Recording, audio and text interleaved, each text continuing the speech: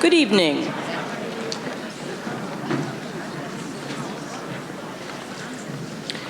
The meeting will now be in order, and please silence your mobile phones.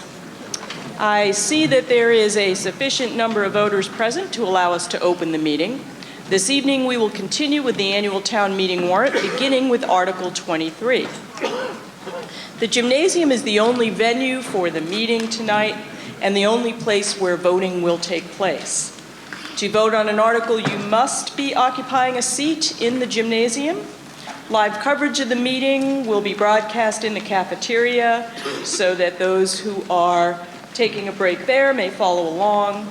Live coverage of the meeting is available to viewers at home on CCTV and to listeners on radio WIQH. I'd like now to invite Fire Chief Tom Judge to tell us what we need to know in the unlikely event of an emergency during the meeting. Good evening. Thank you, Madam Moderator. Just a couple of safety announcements. There are exits in all four corners of the gym. I'd ask you to take a moment just to take a look around and familiarize yourself with the closest one to you. There is one to your right, to my left, behind the screen. The sign is blocked, but there is an exit there. In the event that you're taking advantage of the childcare provided, we would ask you, in the event that we have to evacuate, to please go outside and meet your children in the courtyard outside of the cafeteria where the child care staff will have brought them. Please do not go straight to the child care to try and get them. They won't be there. And then the last thing is, please try to keep the aisles and the rows clear. Other than that, thank you. Thank you, Chief Judge. On behalf of the meeting, I want to thank Chief Judge and the Concord Fire Department, as well as Chief O'Connor and the Concord Police Department, for their assistance during each night of town meeting. I know that we all appreciate their professionalism. We also owe a big thank you to the team that makes town meeting possible: Town Manager Chris Whalen and his staff, Town Clerk Kari Tari and her staff, Public Works Director Rich Rain and his staff, Technology Director Mark Howell and his staff, Boston Light and Sound, who provides the equipment in the hall, and CCTV, who records and broadcasts the proceedings. Once again, a special thank you goes to Town Meeting Coordinator Heather Brissett, who has somehow kept it all organized and on time. Last night, the meeting elected Ms. Carrie Flood of 1289 Main Street as Deputy Town Moderator, who will take over the duties of the moderator if she is unable to fulfill them. The Deputy Moderator has been sworn to the faithful and impartial discharge of her duties. I want to introduce our hardworking elected and appointed officials who are at the tables at the front of the hall. To my left is the Board of Selectmen. To my right is the Finance Committee. And we also have several members of the School Committee here this evening over there. The Selectmen and the Finance Committee and the School Committee have spent much time and energy to understand and analyze the issues that come before us at town meeting.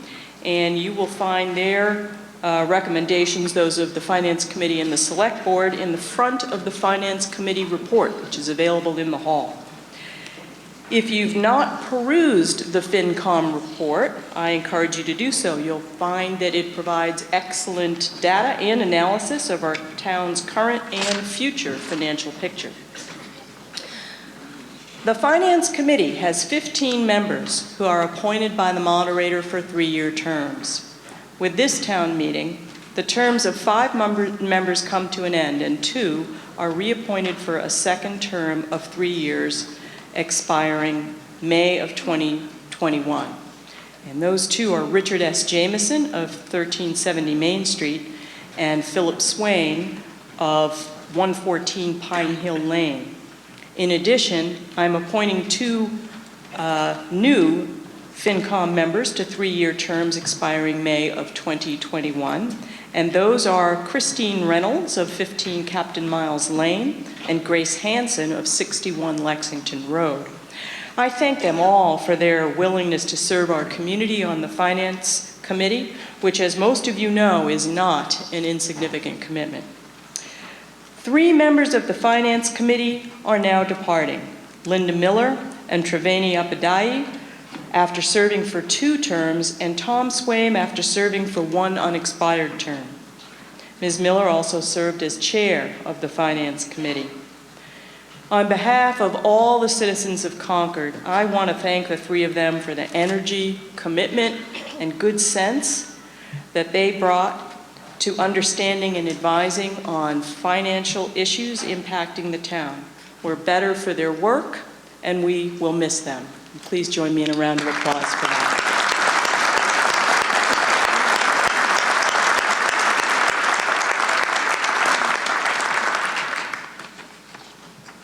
If you've not stopped at the tables in the cafeteria yet to collect materials for tonight's articles, you will want to do so. We have a number of articles this evening that will be moved as printed in the handouts, and many of the articles are further explained by materials that are on the table. You'll also find a green booklet that looks like this, entitled Town Meeting Traditions and Procedures, and it's a procedural guide for this evening's proceedings. If you do have questions on town meeting procedure this evening, I do invite you to consult with our able town meeting resource person, Joanna Glazer. Ms. Glazer is seated in the front row, and I'm asking her to stand and wave so you know where she is. She's right by microphone number 3. Thank you very much, Ms. Glazer.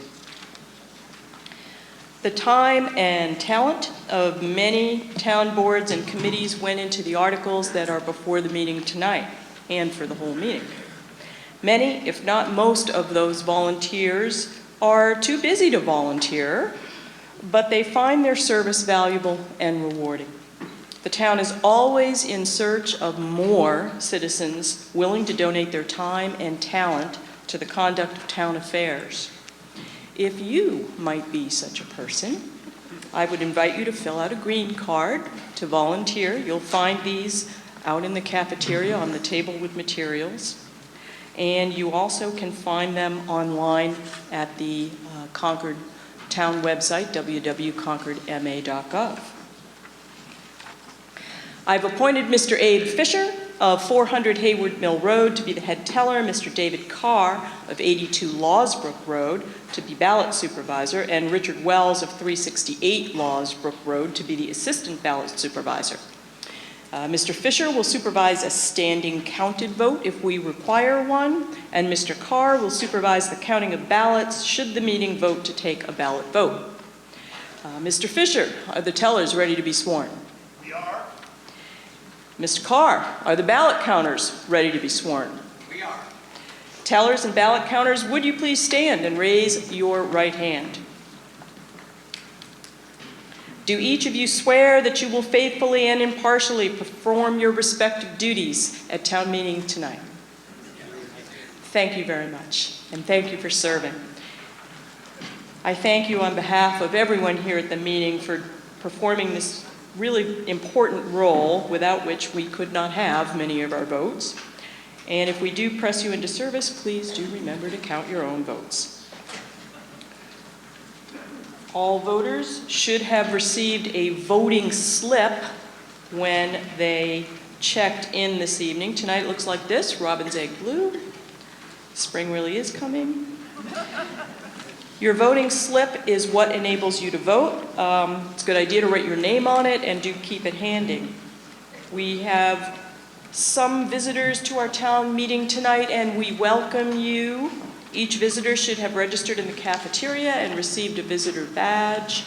And visitors in general should sit in the visitors section that is marked at the end of the bleachers closest to the cafeteria, unless they have permission from the moderator to sit somewhere else.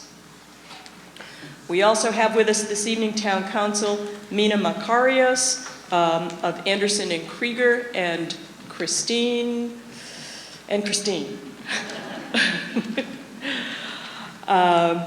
Town Council may, of course, address the meeting if we have a question for Council this evening.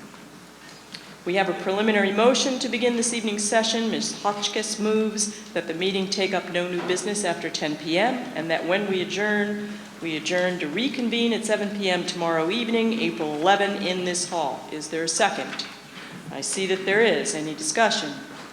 All in favor, say aye, please. Aye. Any opposed? Somebody wants to stay late. Okay, the motion carries and I do so declare. I would like now to invite School Committee Member Joanna Boynton to the podium to address the meeting.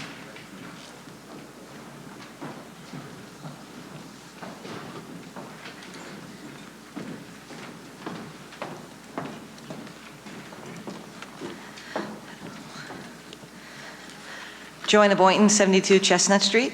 Ms. Boynton. Good evening. I'm Vice Chair of the Concord School Committee and on the Regional School Committee and speaking for the school committee tonight. John Flaherty began his work in the Concord and Concord-Carlisle school districts in 2003 as the Director of Financial Services. In 2008, he was promoted to Director of Finance and Operations and Deputy Superintendent. In his 15 years with us, he has overseen the budget of 2 school districts totaling roughly $60 million, managed the transportation department and services for all students in both districts, brought back the budget books, providing citizens with detailed records of all the school's accounts and spending, oversaw the reconciliation of countless expenditures and encumbrances, managed thousands of procurement practices across the school system, has been instrumental in conversations regarding the middle school buildings and their infrastructure, wrote the initial statement of interest to the state, and oversaw 4 school building projects. Especially notable was his guidance of the regional high school building project to the tune of $92 million, helping with countless MSBA filings and serving as a primary interface with the state. This is an exhaustive and yet even incomplete list of what John has done for us. He has shouldered huge responsibility, and many would argue John has done the job of 2 people. He has an enormous wealth of knowledge and talent, and throughout, John has performed his duties with grace and a smile. But what most impresses me about John is something that few may see. Inside the office, in the course of his day-to-day work, we see John's ability to maintain his infectious, upbeat disposition and easy interpersonal skills. He leads a business office where he has established a positive and supportive work environment. His hallmarks are his approachable nature and his tireless dedication to his work. He does not shy away from hard work or challenging situations. During his years in Concord, there were periods of increased public record requests that John spent countless hours being sure were accurate and responsive. He possesses an impressive knowledge of the procurement process, and he has an ease with which he can answer difficult questions and help others fully understand all aspects. In doing so, John is careful, he is thoughtful, and his attention to detail impressive. His experience was an asset upon which the school committee leaned heavily. And John always, and I really mean always, had an open door. He welcomed anyone who arrived on his threshold. I was a frequent visitor. John was always willing to sit and walk through the most difficult of accounting and budgeting practices with patience and understanding. And I have grown to admire John's dedication to his work. He is intensely loyal and professional. John was unflappable during times that were turbulent and not always easy to navigate. And at his core, John is decent, John is earnest, and John is a team player who gives his all to any endeavor he takes on. He will be greatly missed. He leaves a big hole in the business office, not only his knowledge and institutional memory, but his warmth and willingness to work alongside others. As he sets off in July, I imagine he will ride his motorcycle more, putter in his yard at an easy pace, and perfect his yoga and mindfulness.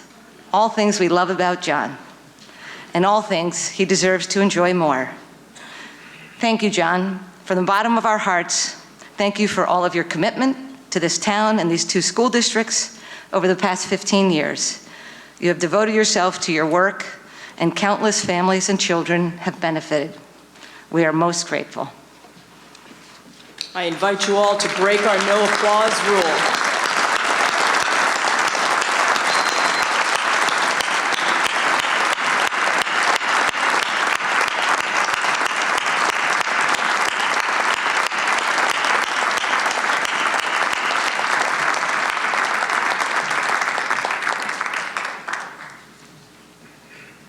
Thank you for your service, John, and I would add you've put up with a lot of grief from a lot of us over time and done it with equanimity, so thank you very much. I'd next like to invite to the podium to speak to the meeting, School Committee Member Heather Bout.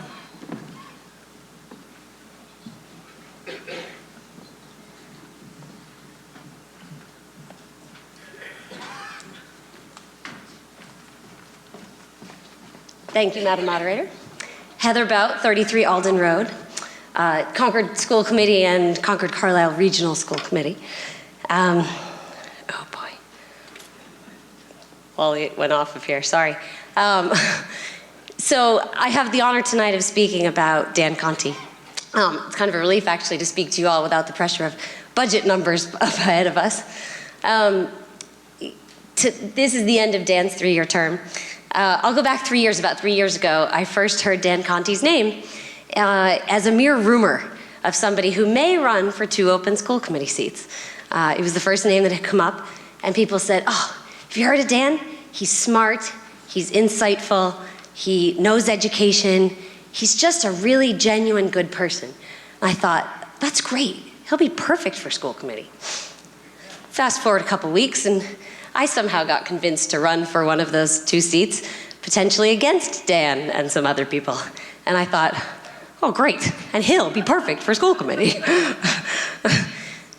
Thankfully, we were both able to serve, and I am happy to report 3 years later that I was right in both instances. Dan Conti has been perfect for school committee.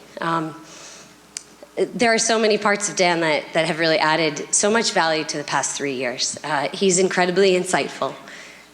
He has brought a great deal of thoughtful deliberation to our committee.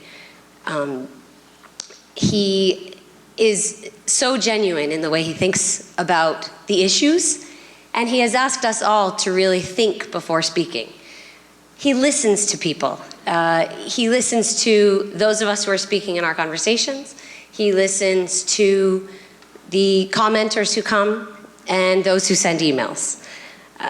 He has a great deal of experience in education, and from that we have all benefited. And one of the things that I respect most about Dan is that he is always thinking of and reminding the rest of us to think of how other people will feel about those discussions that we are deliberating. It's just the way he thinks. He is constantly aware of the constituencies that we represent and ensuring that we are really thinking about everybody who could be affected by our decisions. I have a lot of respect for the way he thinks, the way he acts, and he's been a role model for all of us in that. I would say don't just take my word for it. I have a whole list of quotes as I reached out to our school committee members, our fellow colleagues, as I prepared this to hear what they had to say, and the accolades were many. The quotes continued from things like, he's insightful, he's genuine, he truly listens, he has brought each of us to the next level of thoughtful discussion.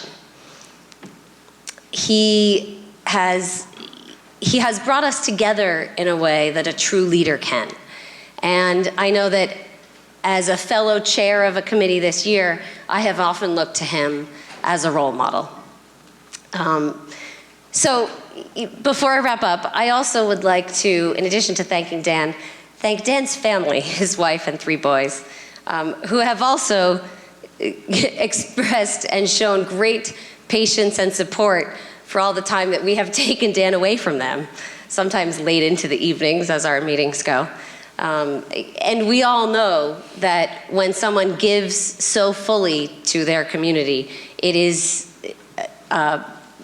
something that the family gives also. So we want to thank them as well. I just want to express my heartfelt gratitude to Dan for the insight that he has brought us, the thoughtfulness, for the way that he thinks of others and the way that he asks us all to do the same. He has led us in a way that I think has made us all a better committee, and we all appreciate him for it. Thank you very much, Dan.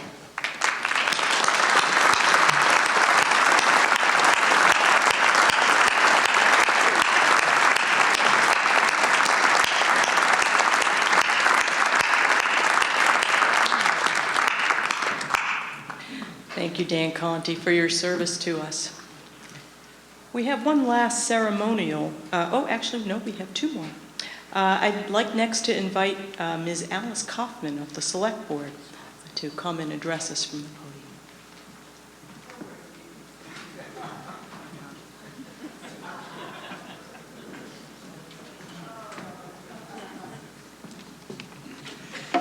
Good evening. I'm Alice Kaufman, 1615 Lowell Road, member of the Select Board and speaking to the board. Thank you, Madam Moderator. Well, it's really hard to be up here and give the parting words for Steve Eng. He has served our board for the last 6 years. You know, I first got to know Steve, though, a long time ago. We both served on the Zoning Board of Appeals together. He had already finished a term on the planning board, and he was Mr. Concord to me. You know, Steve's an architect and a project manager, and he brought his strong project management skills, the ability to listen to constituents, his understanding of relative cost strategies when we were talking about difficult projects, and his commitment to achieving results. He brought all that to the town and gave us free service. But you can also see why he's been appointed to committee after committee. When you have great talent, we use it well. And we hope to find Steve somewhere else on another board or committee soon. So I remember Steve telling me in the early years that he would get up at 4 in the morning, he'd go to his job site, and he'd get home just before time for the select board meetings. Hungry, dirty, he would get home, take off his work boots, put away his hard hat, and don his suit to come to the select board meetings. I asked other former members of the select board for thoughts and comments too, just as we heard that Heather had done. And here's one that I got. His design sense has led him to articulate the unique characteristics of this historic town in many public venues, and his good humor has kept the select board on track in good times and bad. His sense of humor often saves us coming into the wee hours of our meetings. And some of you probably know him as the champion of Concord's commitment to affordable housing, and he's been the liaison to the Affordable Housing Funding Committee, who's struggling with finding a revenue stream for us to continue to achieve our affordable housing goals. But you know, Steve is about parades. He has been the liaison to the Public Ceremonies and Celebrations Committee for, I think, his entire term on the Select Board. And he has been increasing their visibility and professionalism of all of our town events. But you know, Steve's really about kids and family. You know, they're at the center of his commitment to our town. He's been liaison to the Rec Commission and the Youth Advisory Committee, and he supported the growth of programs for Concord's youth and families, helping to build a stronger community. But he's not just provincial enough to keep his interests stuck to Concord. He's been our liaison to a 13-member group called MAGIC, where he shares best practices with 13 other town colleagues on a broad range of issues: transportation, environment, energy, open space planning, affordable housing, you name it. He's been there representing Concord's interests and learning from the best practices of all these towns. And a few years ago, he collaborated with the HATS committee. There are 4 towns that are part of the Hanscom Area Towns S, whatever the S stands for. Can't have a HATS committee, I guess. You need HATS because there are 4 communities. on a presentation to the Air Force leadership, strengthening our relationship with the Air Force Base. Well, and then there are dogs. I would be remiss if I did not remind Steve, and many of you as well, about the near midnight statement he made when it came to wondering how we manage dogs at Sleepy Hollow Cemetery. And you probably know that dogs have become the new bus at town meetings. We will miss him from this board. But I do have a special thank you for Steve, so come on up, Steve, I need you up here. And I'm going to ask Mike Lawson to join me.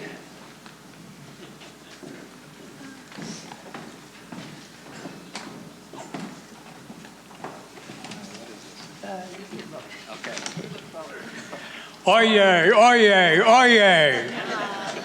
Whereas the town of Concord has numerous events worthy of attention, and whereas the citizens of Concord are generally well informed but very busy, and whereas the town needs to draw attention to itself and its events so that citizens and our neighbors of Acton, Bedford, Lincoln, Carlisle will notice and pay heed, and whereas every April we celebrate our revolutionary beginnings, and every December we celebrate cheese, and whereas the town needs someone to sound the alert to these and other events of good tidings, now therefore we, the Select Board of the town of Concord, duly elected and occasionally alert, proclaim and declare that Steve Ing, late a member of the Select Board, is hereby appointed to the newly created position of Town Crier.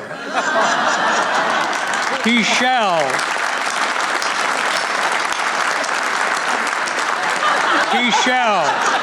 on all noteworthy occasions, proclaim said events and summon the townspeople to gather and attend.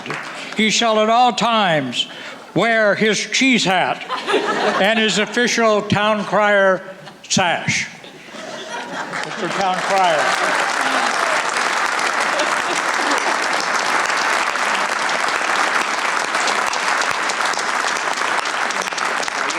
Wear this tonight, all night. Okay. Well done, Steve. Thank you so much. Well, I don't know how we continue with the meeting after that. Thank you, Steve. Now, we do have one last ceremonial matter this evening, and I invite Ms. Susan Curtin and Select Board Michael Lawson to the podium.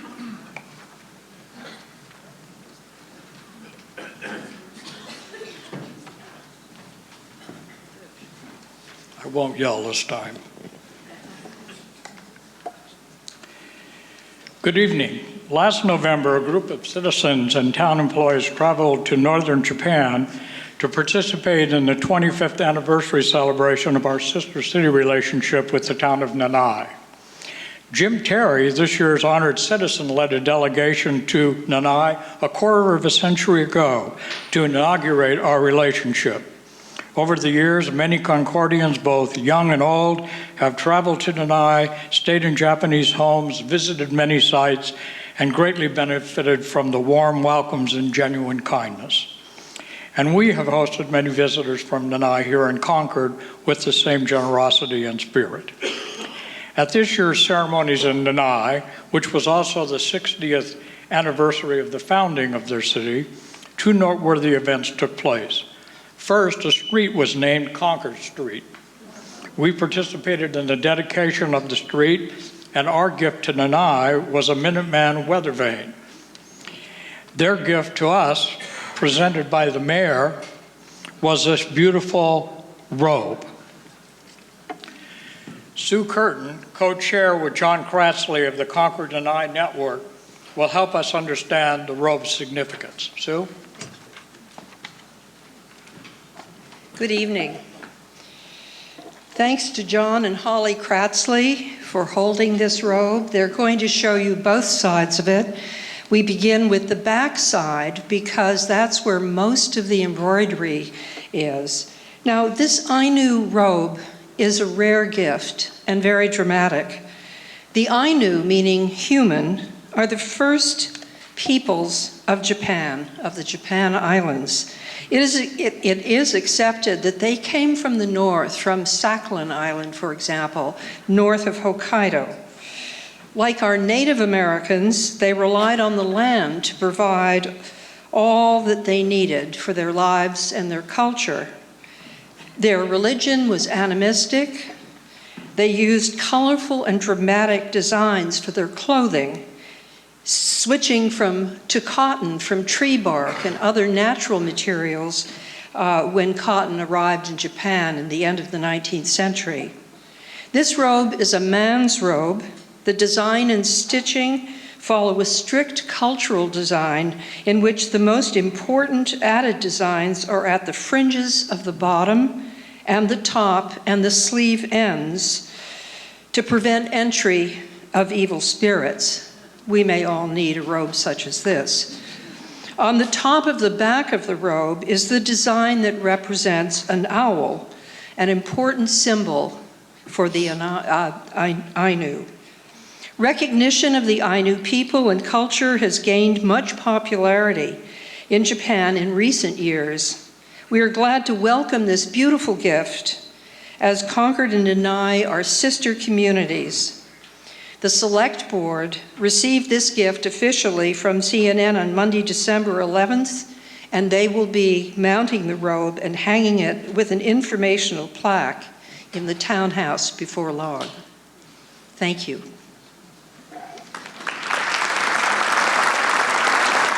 Thank you very much. And I believe the robe will be on display for folks who want to wander by at a break and have a better look at it. We'll now turn our attention to the annual town meeting warrant. Again, please be sure that you've silenced your mobile phones. Presenters, your time for presentation will appear in the clock that you see on the side of the screen. In addition, there are yellow and red lights on the podium in front of you. The yellow light will go on when you have 30 seconds left, and the red when you have 10 seconds left. When we open the floor for comments and questions, please approach a microphone and state your name and address when your microphone is called. Asking for your name and address is how we verify that you are a Concord registered voter. Please remember that tonight we are a legislative body with a moderator presiding. Your questions and comments are made on behalf of the assembly and should be addressed to the moderator and not to the speaker on the podium. Every speaker from the floor will have 2 minutes, and the clock on the screen will track your time as well. One last word before we begin our work as Concord's legislature tonight. On the screen is the Concord's town seal, and the seal bears our motto, Quam Firma Res Concordia. We now have middle school Latin scholars able to translate it, but I'll do it for us tonight. It means, how strong is harmony? Voices in harmony are not all the same, but they've found a way to work together. As we deliberate on tonight's articles, let us make our own voices heard, recognize the value of voices other than our own, and find the voice of our community. We'll now take up Article 23.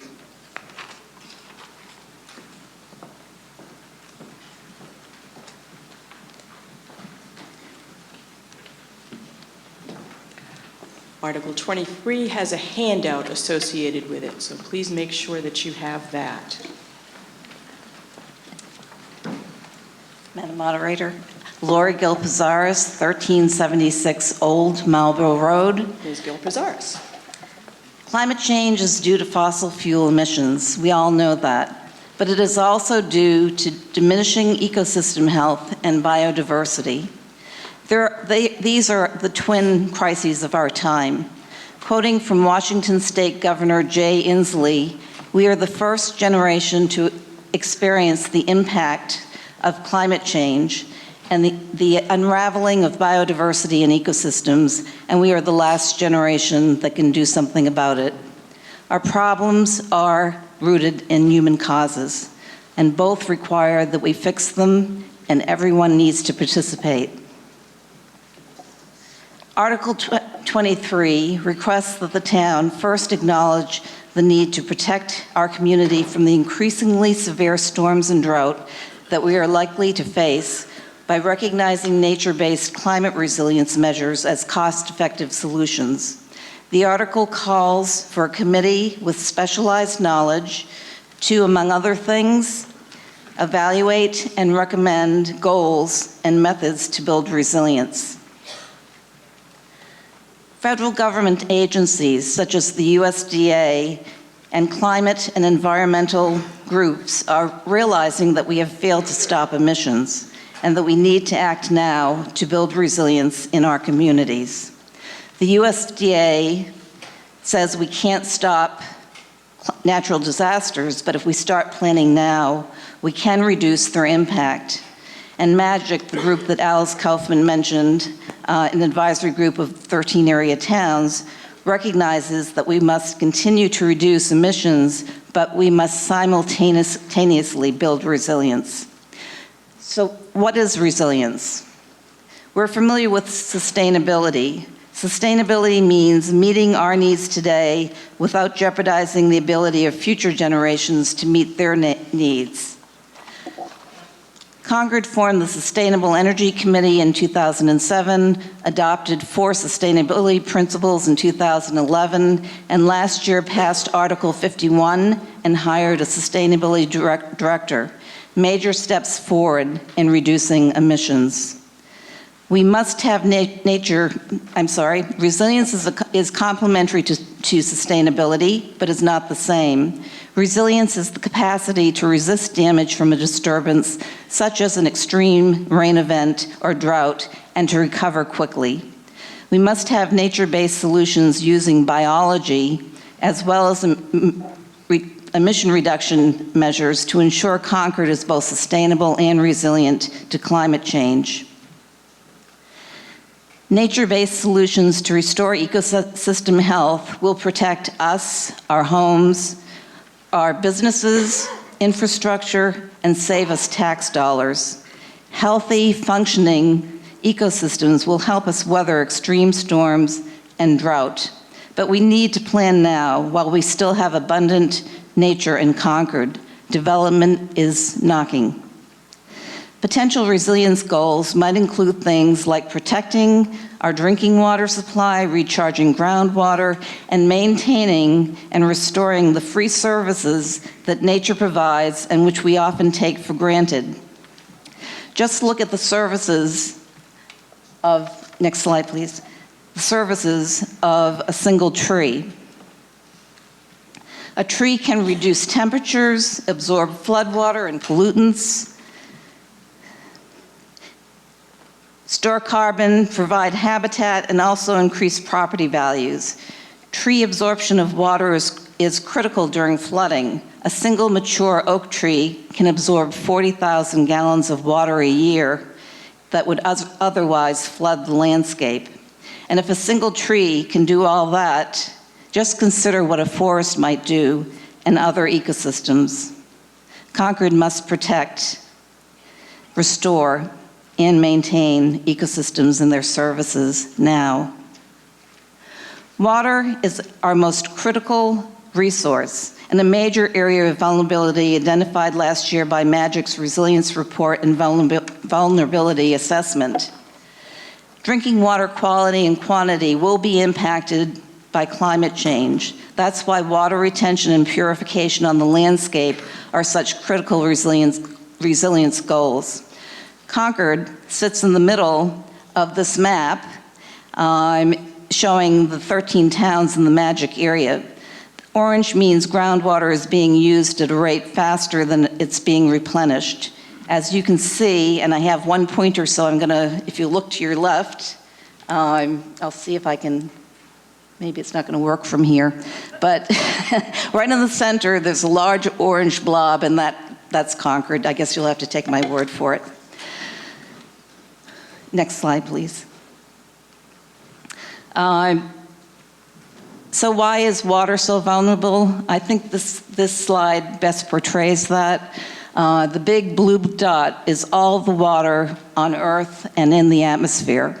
And there's a tiny little blue dot, which I hope you can see, which represents all the fresh water.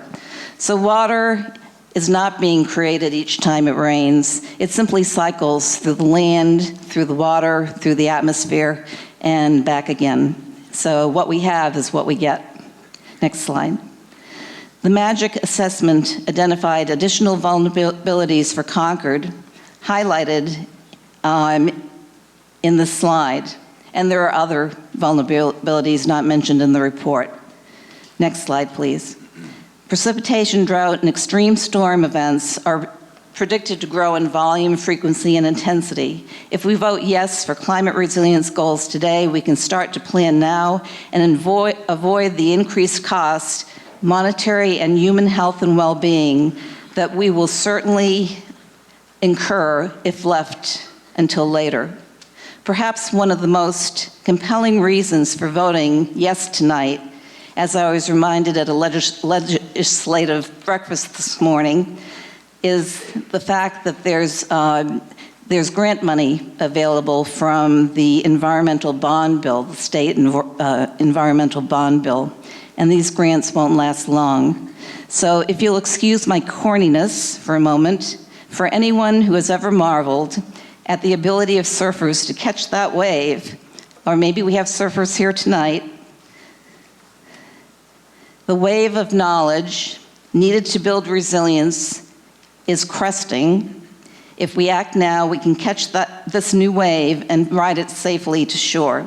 But time is critical, and we do need to act now. Please vote yes for community resilience. Thank you.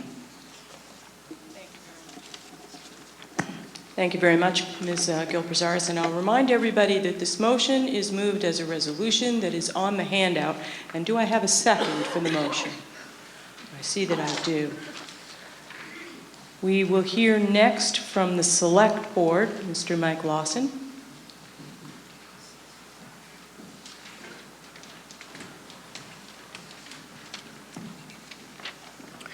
Mike Lawson, 1695 Lowell Road, member of the Select Board and speaking for the board.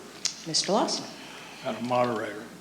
This article addresses an important topic, climate disruption, and it seeks two things: that the Select Board implement cost-effective solutions to mitigate future weather event impacts, and the creation of a committee to address town resilience to future climate events.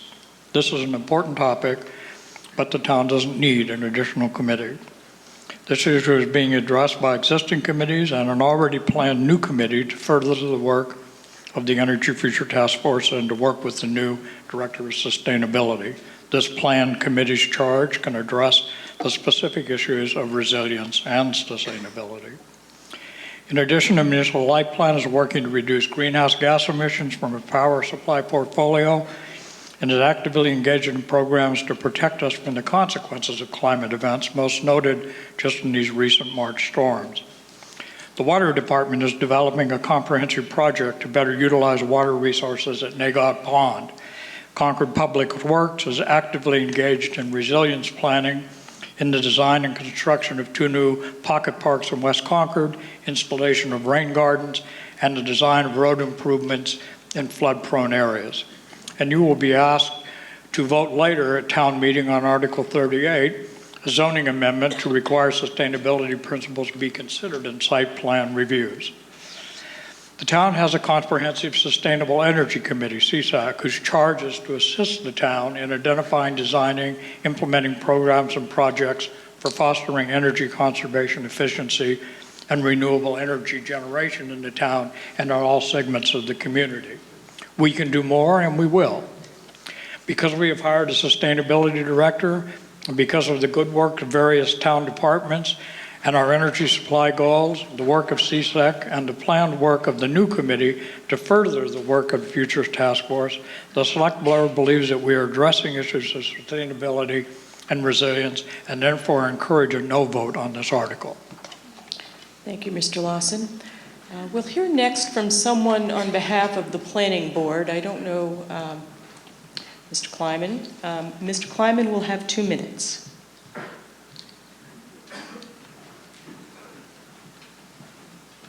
Thanks. Gary Kleiman, member of the Concord Planning Board and co-chair of the Long Range Plan Committee, but speaking on behalf of only the Planning Board. Mr. Kleiman. Planning Board takes no position on this article, despite the fact that the board feels that strengthening the town's resilience goals is an idea with tremendous merit. We also feel that the resilience goals need to be an integral part of both our long-range planning process and our regular near-term planning process. However, the board is very eager to hear tonight's public perspectives on the town's resilience issues and benefit from the continuation of the ongoing long-range planning process and that committee's perspective on the best approach for implementation before we deliberate further as a board. Thanks. Thank you. Do we have someone from the Concord Climate Action Network who wishes to speak? Thank you.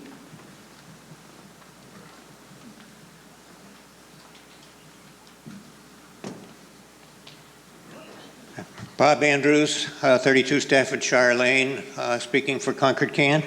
Mr. Andrews. Concord CAN recognizes and appreciates the town's commitment to the sustainability principles it adopted in 2011. Its outstanding commitment to the energy goals set forth in Article 51 last year, the hiring of a new sustainability director, and current planning for how Concord will approach implementation of these goals. We have great respect for the Long Range Planning Committee. We support Article 23 because it calls for commitment to climate resilience, and that's a concept that hasn't been included in current town initiatives, we feel, but is critical to ensuring community safety in the face of climate disruption. The main thrust of current town initiatives is reduction of greenhouse gas emissions. Article 23 recognizes that despite significant carbon reductions, climate change is advancing. Scientists predict that we will be hit increasingly hard and often by intense and destructive storms, floods, droughts, and other damaging weather conditions. Resilience is about being strong enough to spring back when we're hit. To spring back, we must strengthen the town's land, waterways, plants, and animals, and the complex ecosystems of which they're a part. We must restore natural systems so that they can better withstand climate disruption. Doing this is very complicated. Setting goals intelligently calls for input from people who understand natural systems. The committee or task force called for by Article 23 will approach resilience at a level that goes beyond any one department and interfaces many of the town's existing departments, committees, and boards. All of these groups will need to help implement resilience goals, but first we need to make setting those goals intelligently a priority, just as we did with energy goals, where we tapped the brains of people who knew a lot about energy. It's not all about energy. Vote with us for Article 23. Thank you, Mr. Andrews. I've been asked to announce that the Comprehensive Sustainable Energy Committee does support climate resiliency goals, but takes no position on this article, as it is uncertain whether this is the best approach to serve them. And the Public Works Commissioners recommend no action. We'll now open the floor to comments and questions. And again, all the microphones are at the front of the hall this evening. We have no pro and con microphones. They're numbered 1 through 6, and number 6 over here at my right is an accessible microphone. Let's see, microphone number 4. That's Jim Pizarris, 1376 Old Marlborough Road. Mr. Pizarris. Thank you. Article 23 calls for another committee, and we have a lot of committees already. Maybe we need a new one, or maybe we need to recommission one. But the important point is that we need very knowledgeable people in natural systems to help guide us in the face of the climate change, which unfortunately is happening. This is very similar to how CSEC was started. CSEC knew that there was a lot of issues on energy, hard to get your hands around it, so the town, who in my experience, have very smart people on all levels, so they can grasp what CSEC told them, but they didn't have the time to gather up all the information and look at the big picture. So basically what this Article 23 does is it says, let's do the same thing that we did with energy for natural systems. Let's get very knowledgeable people together and gather up information, show the big picture to the selectmen and the town committees, and then interact with them and come up with a definition of what we need and where we're going. The formation of a dedicated resilience committee will broaden our approach, recognizing the complexity and interconnectedness of the issues that contribute to climate change and nature-based solutions. We would also like to remind folks that what we're trying to do here is protect our property, our homes, and even our health by being very astute in understanding how natural systems can help us. Thank you. Thank you, Mr. Pizarris. Microphone number 5. Joan Entwistle, it's 53 Staffordshire Lane. Ms. Entwistle? Yes. I'm in favor of this article because I'm concerned about climate change with the floods, droughts, and severe winter weather, and how that's impacting the waters and trees in our town. Concord needs to do more to protect our resources by increasing climate resiliency. Climate resiliency is more than just protecting open space. We must consider all parts of our environment, roads, buildings, parking lots, farms, parks, and landscapes, to improve how these will survive severe weather events. Increasing resiliency will also enhance our quality of life, and it'll improve our water quality, increasing habitat for wildlife and pollinators. It'll improve the health of our wetlands and forests. This will make Concord an even more beautiful place in which to live and work and to visit. Climate resiliency is also economic resiliency, saving us costly repairs to bridges, roads, and streets. The work to achieve climate resiliency will involve every area of government and require the participation of residents, businesses, farms, state, and federal agencies. The climate is changing now, and so I think we need a committee that is dedicated to achieving resiliency goals, and we need that now, and we need that committee to have that as its primary purpose. Thank you. Thank you very much. Microphone number 3. Leanne Kay, 262 Virginia Road. Ms. Kay.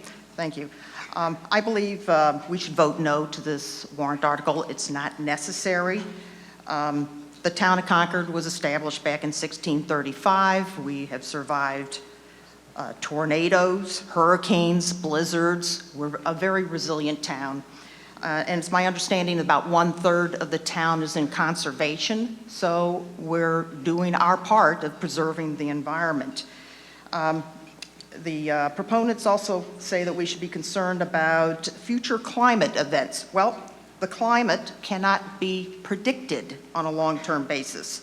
There's a panel of scientists under the United Nations called the International Panel on Climate Change, and here's what they say, quote, "The long-term prediction of future climate states is not possible," unquote. So if you can't predict the weather, then this committee is largely irrelevant. And I like to further say that it seems like even though the proponents have in their hearts Concord's best interest, I think the end result of this committee would be more government, higher taxes, and less freedom. And to that, I will vote no. Thank you. Microphone number 2. Tanya Galis, 62 Prescott Road. Ms. Galis. Thank you, Madam Moderator. I would like to thank Ms. Gil Pizarris for her tireless work for our sustainability and natural preservation and healthy environment purposes. The main reason I am supporting this article is precisely because I see a fundamental flaw in our long-range plan process. Mr. Kleiman mentioned implementation. Well, in the name of this implementation and in the name of authentic participation, development interests and business interests have gotten preferential treatment in the long-range plan. A publicly funded consultant has been used to provide private interviews, private meetings with these interests, and to put their views as a skeleton, so to speak, of the long-range plan. As a result, despite the committee members' ardent efforts, diligent efforts, I have great respect for the long-range plan committee members. Natural preservation interests have taken second roles, second role, always on the defensive. So that while these developers have been treated to red carpet treatments, people like Ms. Pazars and myself and others have to attend meeting after meeting, meeting after meeting, letter after letter, process matter after process. In other words, we do need now some other committee to counterbalance the fundamental flaw that simply will not get out of our long-range plan process unless we do it all over again. Thank you. Thank you very much. Microphone number 1. Carmen Jacquier, 38 Shore Drive. I want to speak, thank you. I want to speak in support of Article 23. To show how relevant the work of this committee would be to Concord, I thought of the arrangement Concord has of committee members and the select board being liaisons with other committees. So what committees could benefit from a liaison with a resilience committee? There's agriculture, matters of farms and farmland, Bruce Freeman Rail Trail, charged with long-term maintenance of the bike trail, comprehensive sustainable energy, which programs for energy conservation and efficiency, comprehensive long-range planning committee, evaluates options for how best to proceed towards a better future with a holistic problem solving. Natural Resource Commission, responsible for overall stewardship of the natural resources of the town.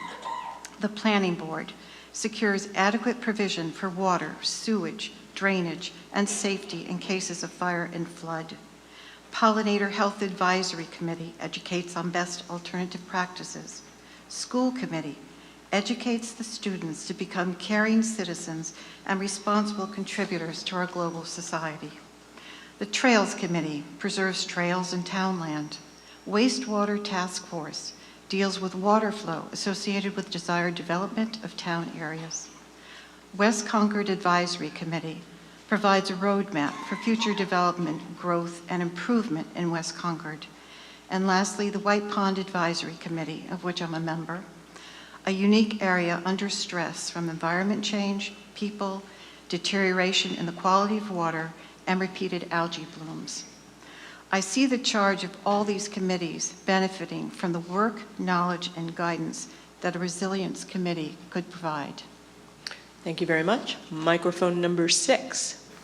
Sue Felshen, 19 Sunnyside Lane. Ms. Felshen. I served briefly on the Sustainable Energy Committee. I have been happy to see the town undertake a variety of measures to increase our sustainability and our resilience, but primarily in the area of energy. And I do see a need for what this motion calls for, except that I do not see a need for another committee, given the difficulty to find committee members. Therefore, I suggest that what the town should do is expand the charge of the Sustainable Energy Committee and change it into the Sustainability and Resilience Committee.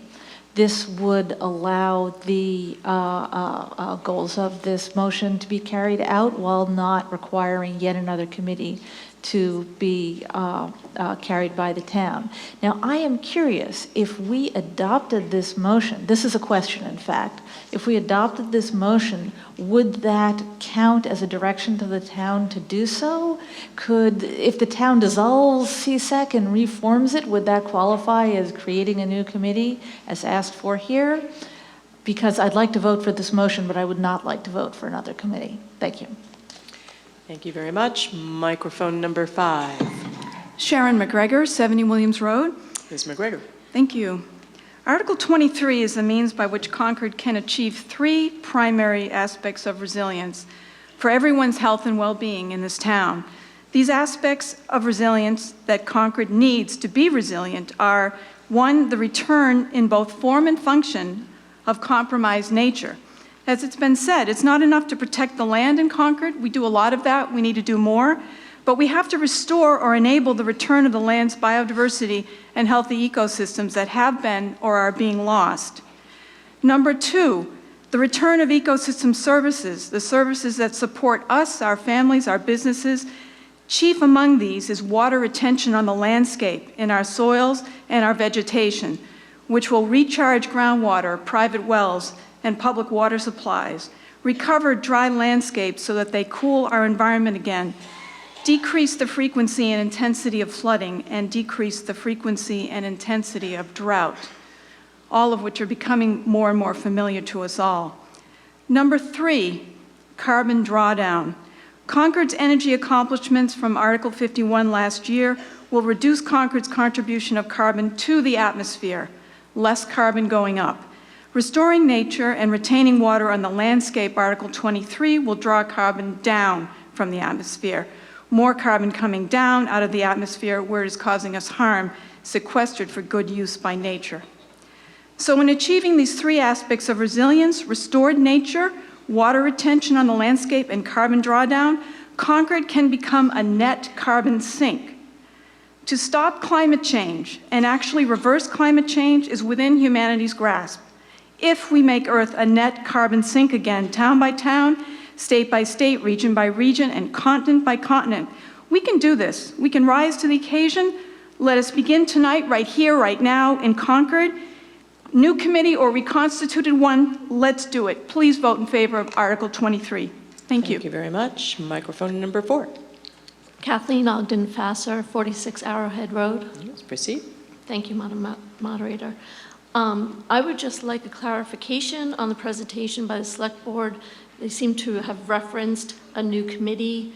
It seemed as though one that was already forming, who would be a part of it, and what is the charge of that committee? Perhaps I misunderstood the presentation. Okay. Mr. Lawson, would you come back and clarify your remarks?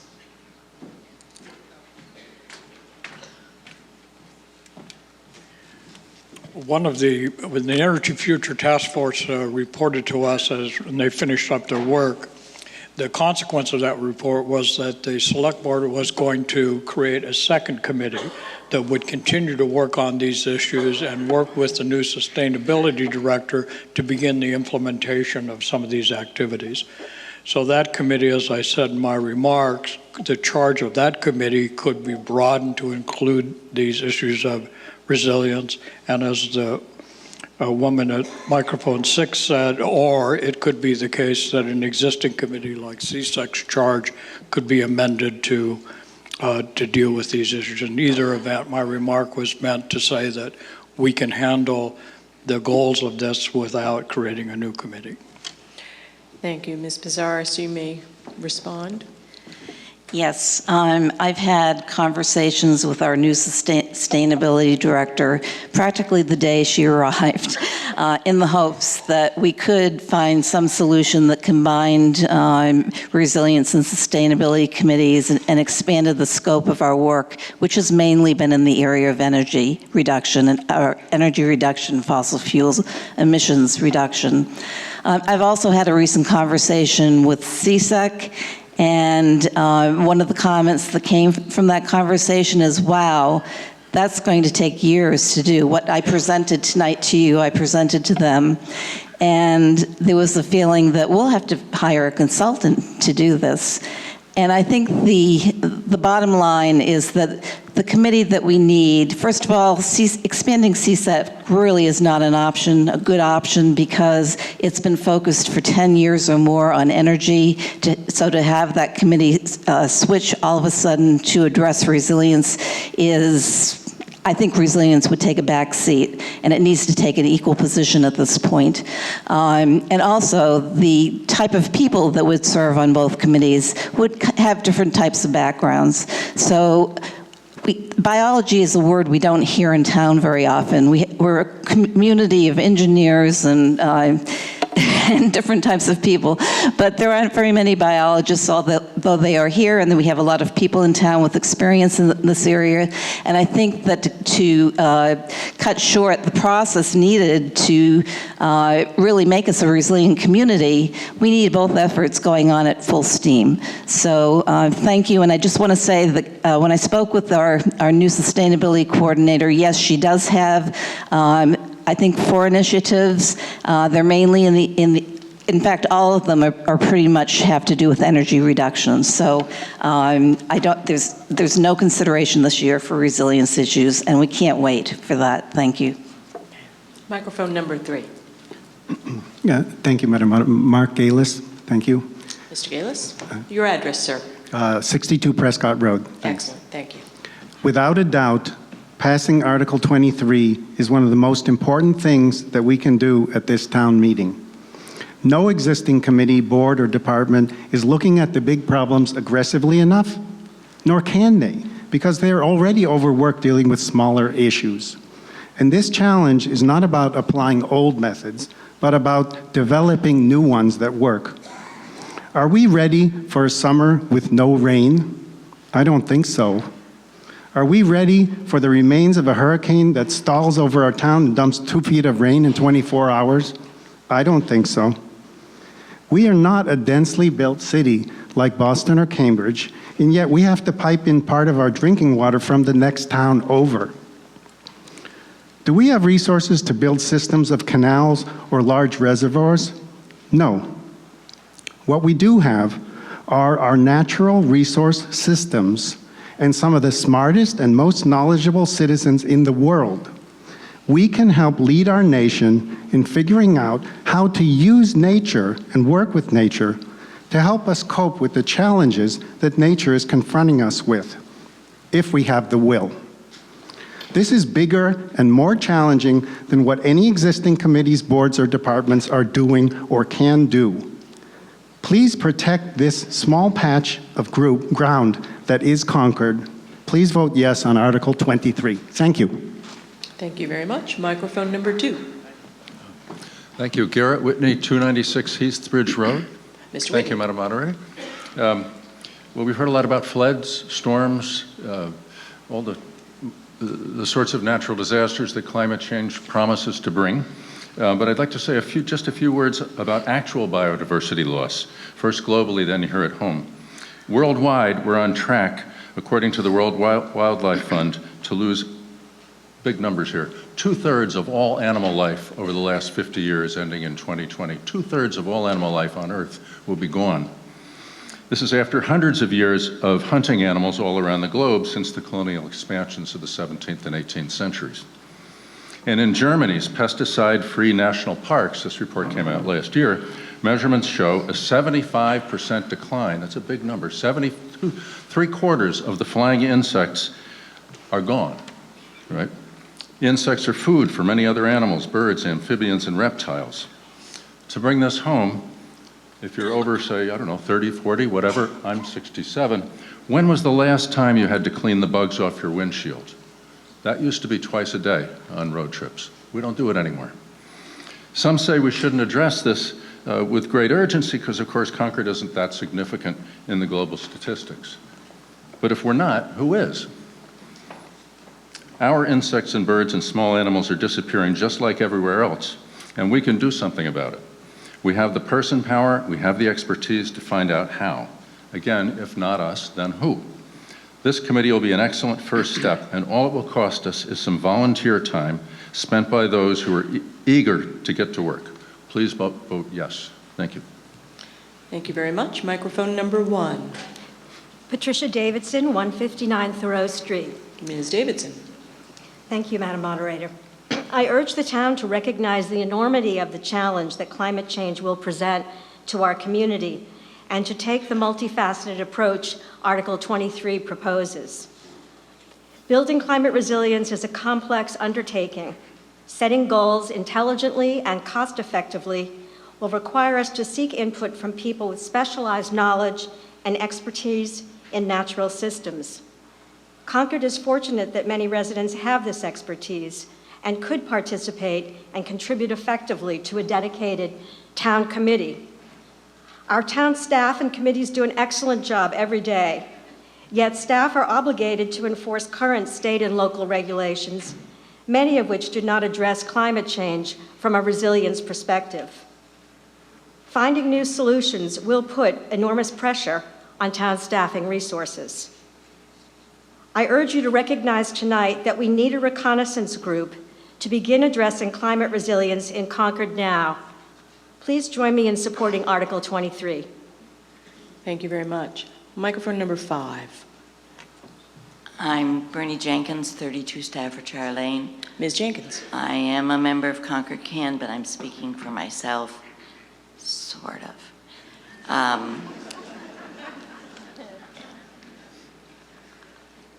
I have had the opportunity to hear a lot about resiliency at our Concord Can meetings and in other areas. I think it's vital. I think doing something about it is vital. I've had a lot of time thinking about not just the town, but me, and what am I going to do to be resilient when something happens. And more as people are talking, the more I'm thinking about, we can do this whether we have a committee or not. And Lori's going to get me for this. But if the issue is we don't want another committee, but we believe in resiliency, then we can do a committee. And Concord Can is not a town committee. Concord Can came together because people thought they needed to do something. And I think that if this town meeting decides that we do not want to vote for a committee, I think we can have a committee that can make a big difference. Thank you very much. Microphone number 6. Joe Lauren, 134 Southfield Road. I'd like to call the question.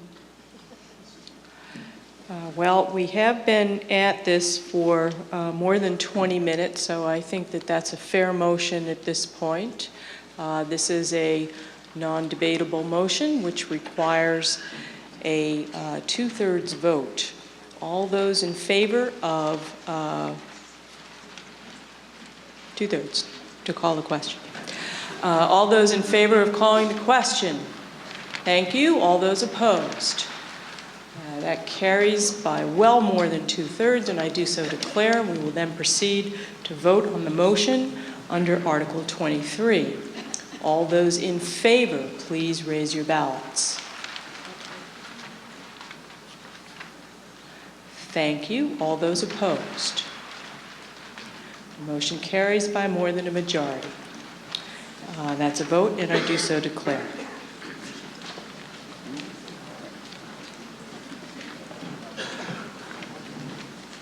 We'll next proceed to Article 24.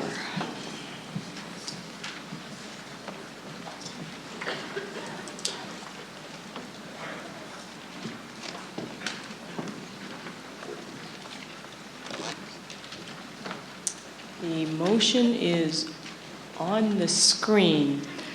It's very small. I'm going to read it because it's so small. Oh, Ms. we have a different one. You have another one? We have it, yeah. That's not the right one.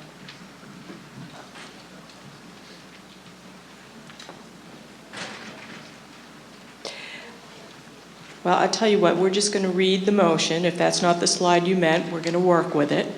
Ms. Ortner moves that the town take affirmative action on Article 24 to reappropriate the sum of $248,658.57 from the Community Preservation Fund, originally allocated by the 2015 annual town meeting for Phase 2 of the Peter Buckley Terrace renovation, to the Community Housing Reserve Fund in accordance with Chapter 44B of the Massachusetts General Laws. Do we have a second for the motion? I see that we do. Ms. Ortner? Dee Ortner, 169 Thoreau Street, Chairperson of the Community Preservation Committee and speaking for the committee. Thank you. Thank you, Madam Moderator. And thank you for reading. This year, the CPC has 2 articles, number 24 and number 6, which will be discussed separately. For Article 24, the Community Preservation Committee has submitted the amended motion to clarify the exact amount of money being returned to the Community Preservation Fund, which is $248,658.57. In accordance with Condition 10 of the grant agreement for Phase 2 of the Peter Buckley project, the money will be returned. Now, Article 24 asks town meeting to approve the reappropriation of the returned funds for use this year in Article 26. A rendering of the Peter Buckley Terrace located at 115 Stowe Street. Next slide. Some background. Phase 2 of the Peter Buckley project was funded for over $370,000 in 2015. The very good news is that this project came under budget and the town's CPA account received the refund. The CPA learned about this windfall in November 2017 and learned of the exact amount in January 2018. The reason this article is coming before you tonight is timing. Had the refund come back before June 30th, 2017, when the town's books closed, the money would have automatically reverted to the CPC undesignated fund and would have been eligible for reallocation this year. Unfortunately, that was not the case. Slide 5. The CPC, as a consequence, administrative action at town meeting is required for use of these funds this year. The CPC asks that you vote affirmatively to allow the reappropriation of these funds this year for use in Article 26. Thank you. Thank you very much. The Select Board and the Finance Committee recommend affirmative action on Article 24. We will open the floor to questions and comments.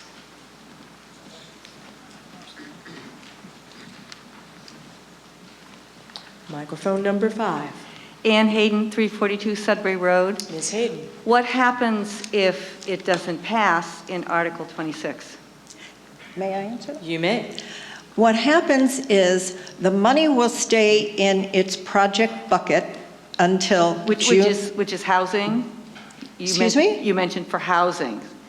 It is in the project. There is a project that is the Peter Buckley Phase 2 project. Okay. It will come back, it will stay there, okay. And then June 30th, 2018, it will go into the into the CPC undesignated fund, which then means it has to sit there and we cannot use it until 2019. Got it. Thank you. Mm-hmm. Seeing no one else ready for a question or a comment, it appears that we are ready for a vote. All those in favor of Article 24? Yay. Thank you very much. All those opposed? That is a unanimous vote, and I do so declare.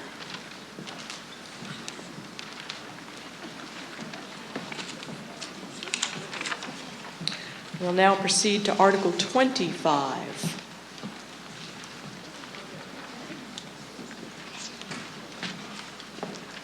And this motion, again, is on a handout. And do we have a second for this motion under Article 25? I see that we do. Thank you. Okay. Thank you, Madam Moderator. My name is Kate Hodges. I'm the Assistant Town Manager. Article 25 requests a town vote to authorize acquisition of 369 Commonwealth Avenue and its adjacent properties on Warner's Pond.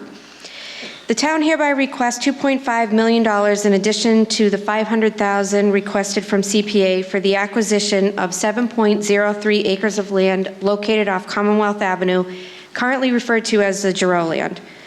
Over the last 11 years, Concord has acquired significant parcels of open space, recreation, and community housing. We have a history of preserving our property, particularly those considered valuable resources to our community.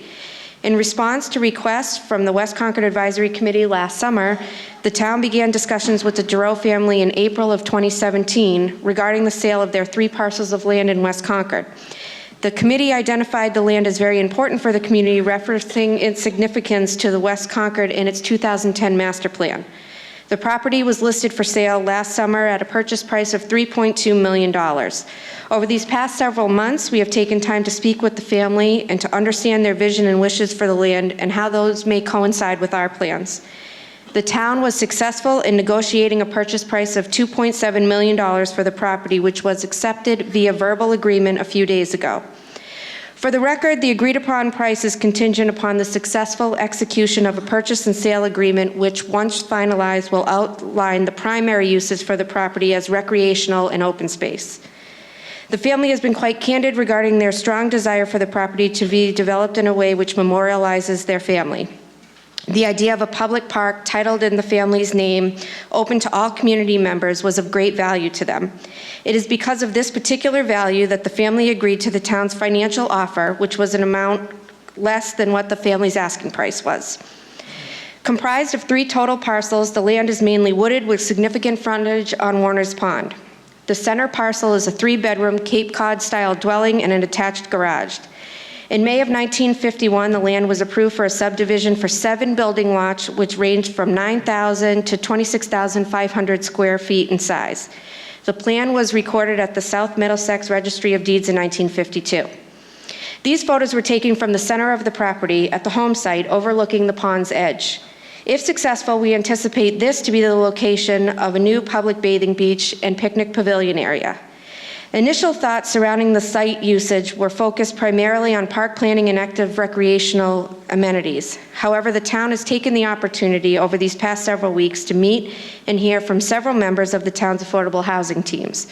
Our goal, once the property is acquired, is to work with the Housing Authority and Housing Development Corporation to develop a plan of action relative to either saving the existing home and relocating it to a less central location, or developing an alternative plan which works to ensure affordable housing remains clear and equal objective to the town planning efforts in this property as a whole. The town believes the property to be an excellent site for mixed-use parkland, which would include a combination of active and passive recreational areas. Warner's Pond, located immediately to the south of the property, is a 54-acre body of water within a larger town-owned parcel totaling more than 77 acres, highlighted here in red.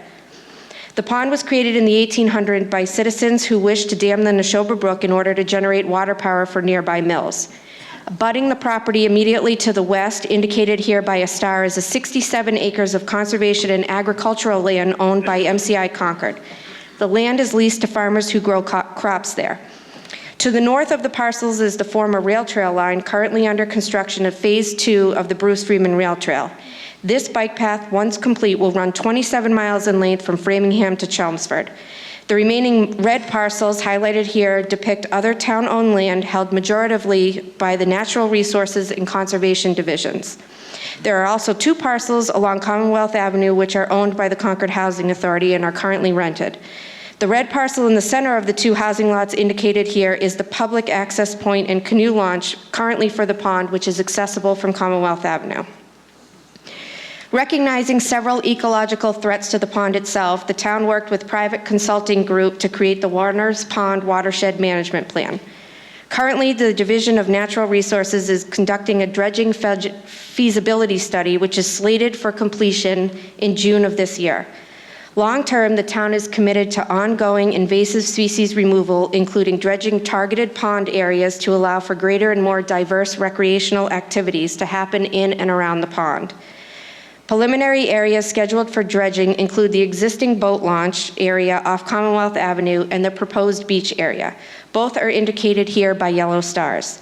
$500,000 has been budgeted within the town's debt authorization plan for fiscal year 20 related to these efforts. As you can see from the image displayed above, the proposed beach area, which sits directly in front of the current home site, is the shallowest pond depth that would be accessible to the public.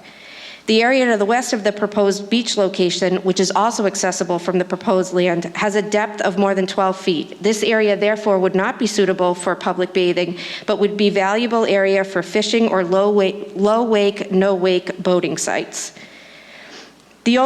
While only conceptual in nature, this schematic illustrates a number of different amenities that we hope to incorporate into the park's envelope. Highlights here include the addition of a public restroom and changing facility, installation of gravel parking area off the existing roadway, and walking paths which connect the Bruce Freeman Rail Trail to the future trail parking lots with this parcel.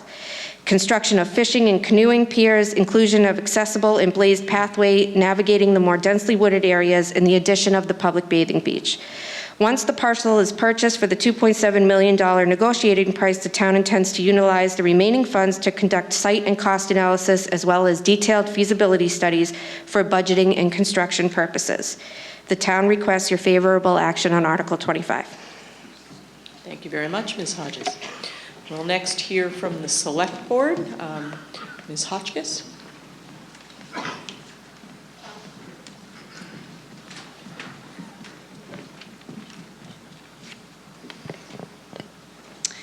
Jane Hotchkiss, 1479 Main Street, member of the Select Board, and speaking for the Select Board.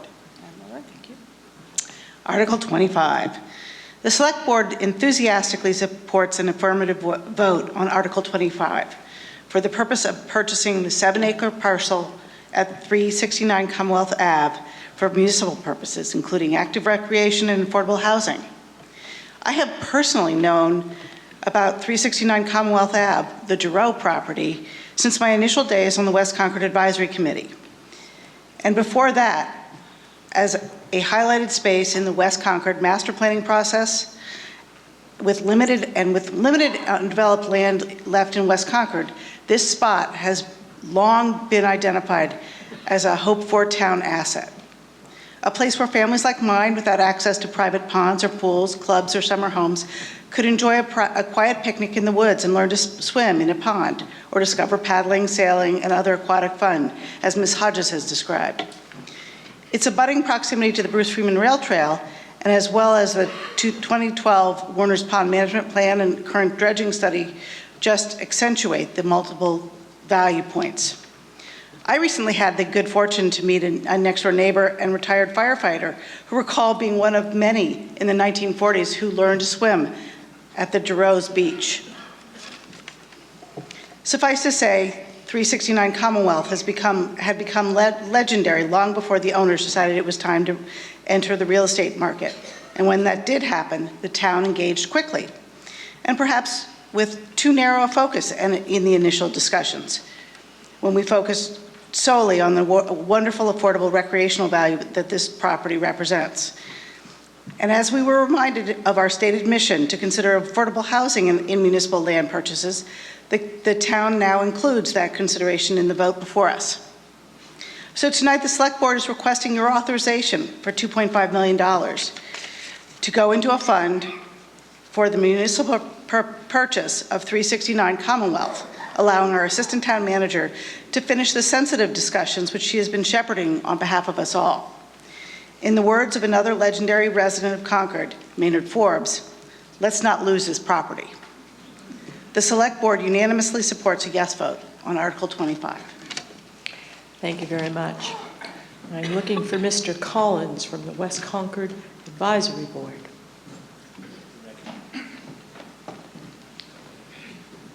Jeff Collins, 55 Highland Street, Chair of the West Concord Advisory Committee, speaking for the committee. Mr. Collins.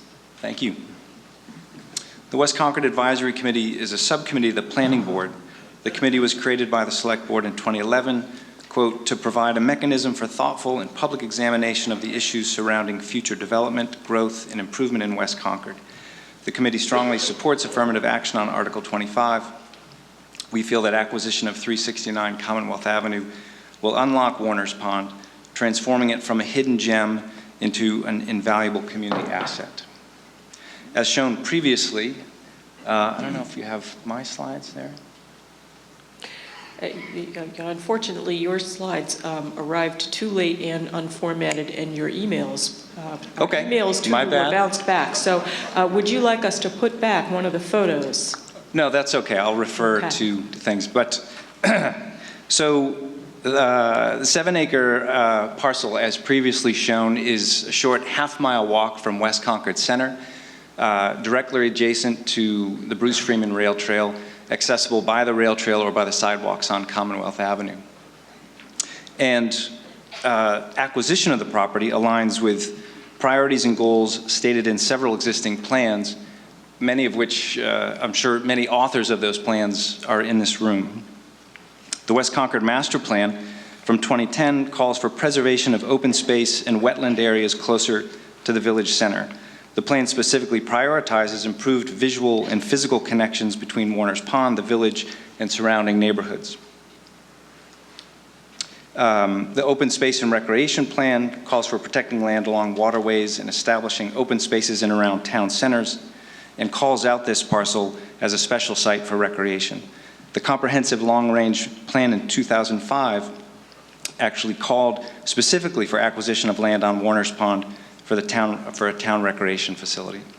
We feel, as I said, acquisition of the parcel would create an invaluable community asset that would be used by all, and once again, people would be able to say they learned to swim in Warner's Pond. That went very quickly, and we urge affirmative action on the article. Thank you very much. Thank you very much, Mr. Collins. I'm now looking for Mr. Ward from the Recreation Commission.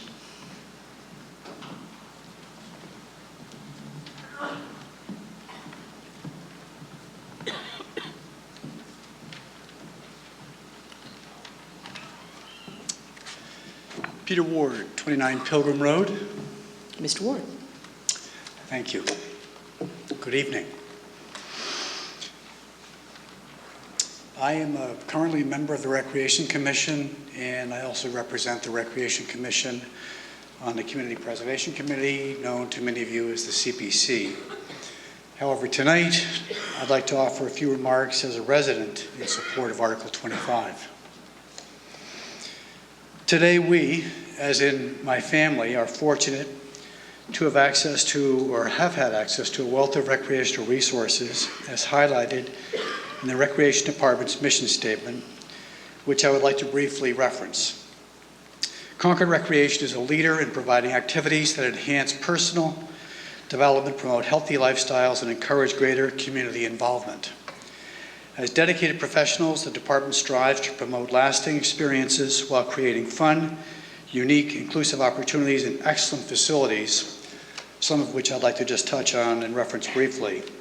Most of us are aware of the Hunt Recreation Center, as well as the Emerson Playground, the Beatty Swim and Fitness Center, the Doug White Fields at Concord Carlisle High School, Ripley School, Ride Out Playground, Harvey Wheeler Community Center, and South Meadow Fields.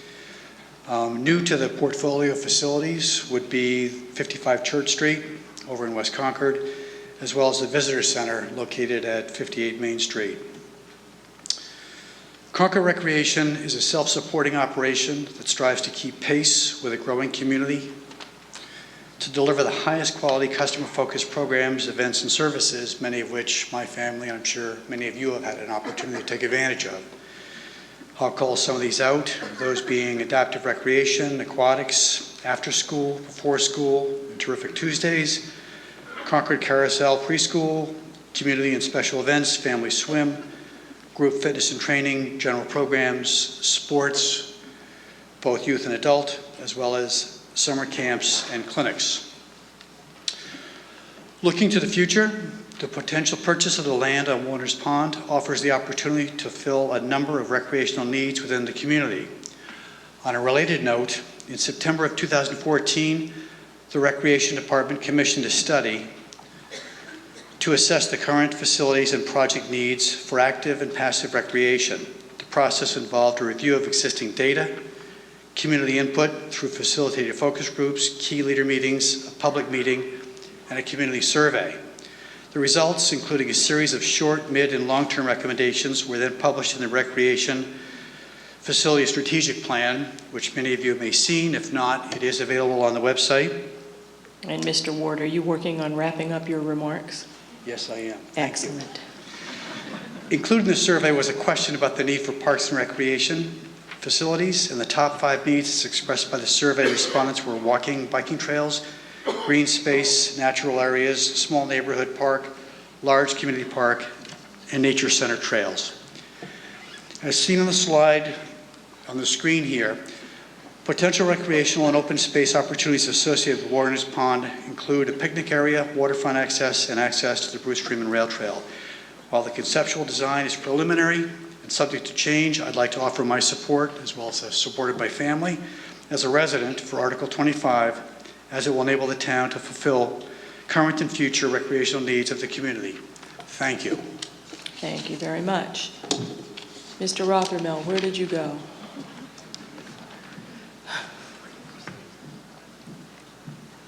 Would you like to speak from the podium, Mr. Rothermel? That is fine.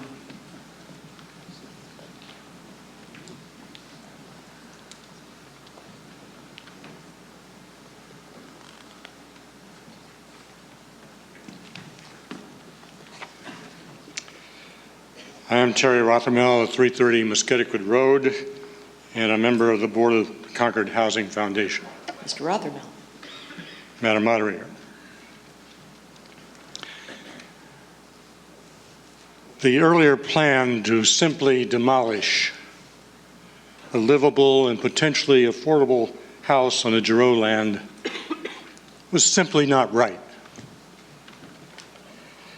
We thank the Select Board and the Town Manager for graciously helping to make it right.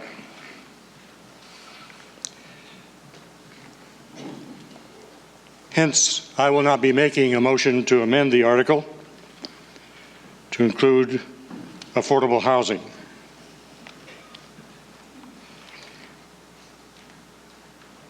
Our suggested addition of affordable housing component to the plan for the Giroux land acquisition has not been frivolous. When we first walked around the outside of the house, if I could have the other picture, it looked to be in good shape and to be a viable candidate for an affordable house. Representatives of the three housing groups very recently.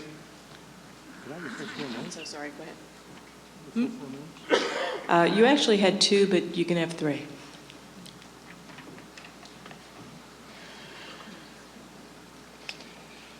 Representatives of three housing groups very recently toured the inside of the house with town officials. Among our group was our architect, Holly Darzan, who has been involved in several affordable housing developments. We found the inside of the Giroux house to be even more encouraging.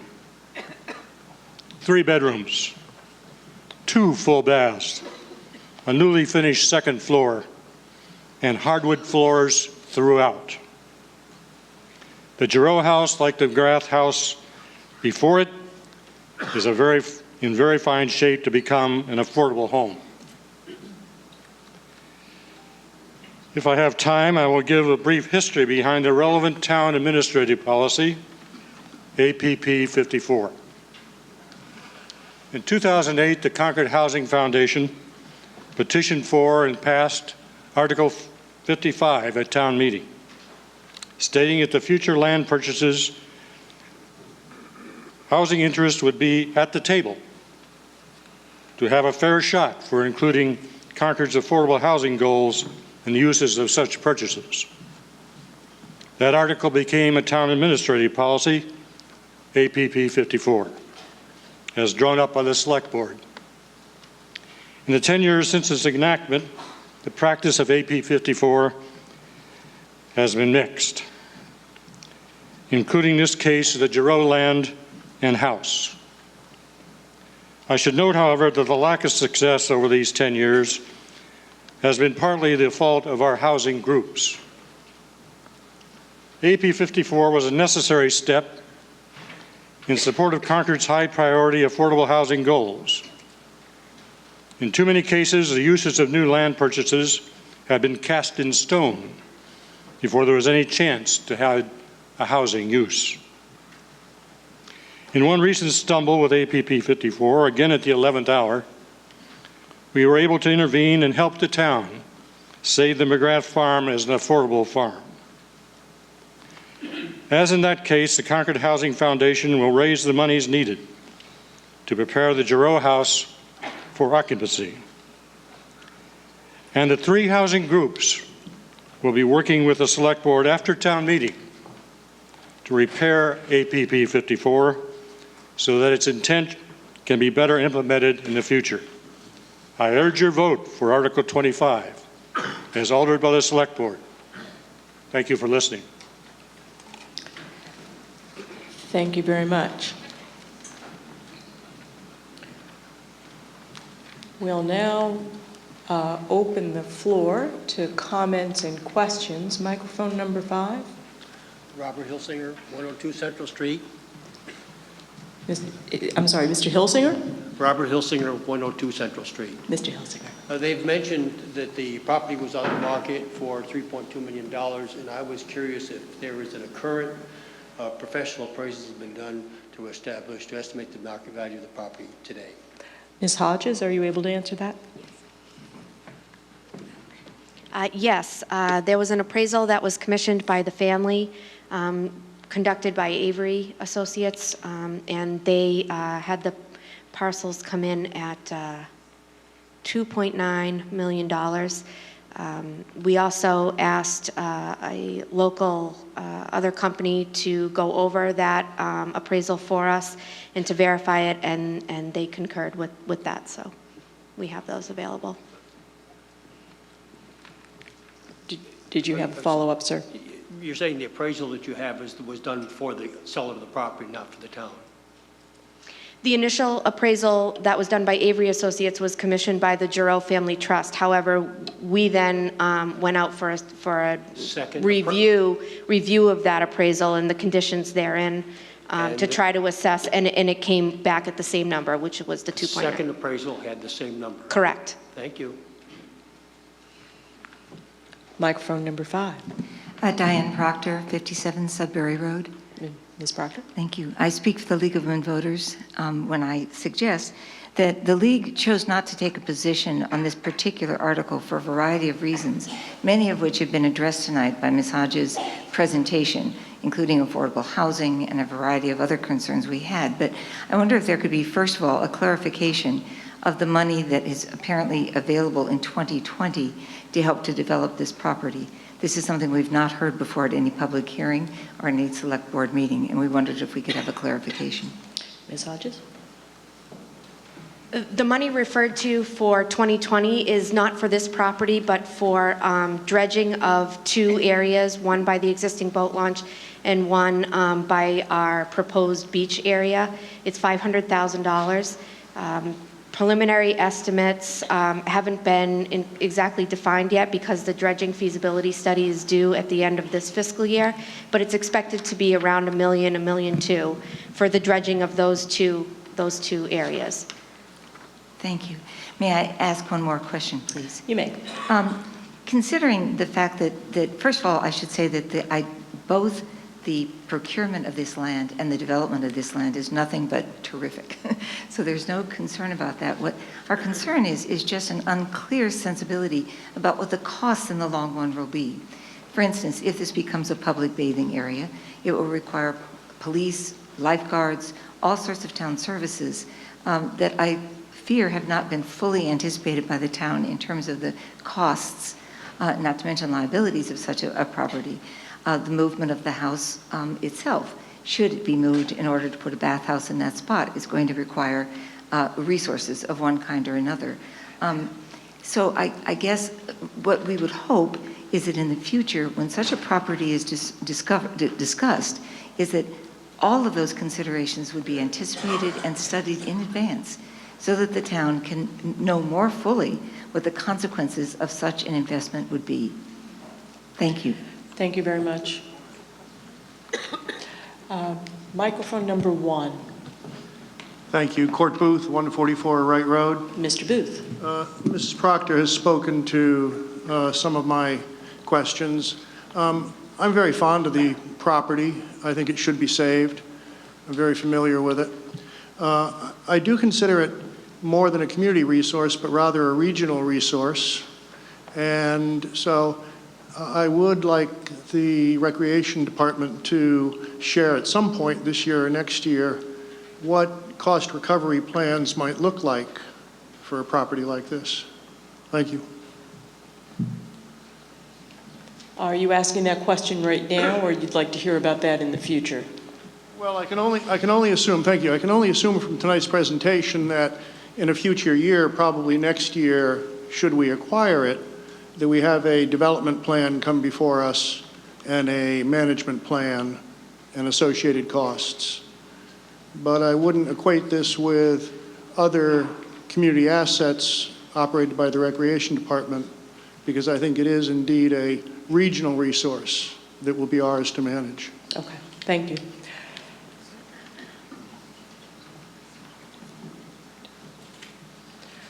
Microphone number 4, please. Hi, Kevin Bentley, 230 Williams Road in Concord. I just have an informational question. A couple of weeks ago, I was looking to find out what's the big plan with the Concord Rotary. You know, the state's going to shove some rebuilding through there. And in the maps I looked at that I think I got off the Concord site, the access roads for that rebuild go right through that area. Maybe I'm wrong, maybe they're a little to one side or the other. But what's the impact of rebuilding the Rotary going to be? The state is going to make that happen somehow. What effect will that have on this project? Will they seize this property by eminent domain their own way, or what will happen when they rebuild the Rotary? That's my question. It looks like we have Ms. Rasmussen to answer that question. Marcia Rasmussen, Director of Planning and Land Management for the Town of Concord. The designs for the Rotary redesign do not impact the Bruce Freeman Rail Trail, and the Bruce Freeman Rail Trail is north of this property, directly north. There's a slip ramp off of Route 2, and the preferred design is a bridge leading from Commonwealth Ave over to Elm Street over Route 2. So Route 2 would stay at level or at grade. So the future plans that were preferred, and that will probably be 2030 or more in the future, was to avoid the Bruce Freeman Rail Trail corridor. Thank you very much. Microphone number 5. Jay Powers, 375 Lexington Road. Mr. Paris. Madam Moderator, I would like to ask a question about associated use cost. Is there a proposed associated use cost with this? I see 17 parking spaces. The pool at the Hunt Gym has an associated use cost. The Beatty Center has an associated use cost. Is this free and open to the town of Concord? What's going to happen with this public beach and these 17 parking spaces? Let's invite Ms. Hodges to tell us whether those plans are. So we don't have any of that information necessarily solidified right now. That's part of doing the feasibility study. And I know that Ms. Proctor brought up the ability to have that information beforehand, but those studies are quite costly. So although we'd like to be able to give you all of the information about what could be, I think that it's important for us to acquire the property first, and then we'd have a series of community meetings similar to what we had when we were developing the Ride Out project, where we try to have a phased approach and understand what people want.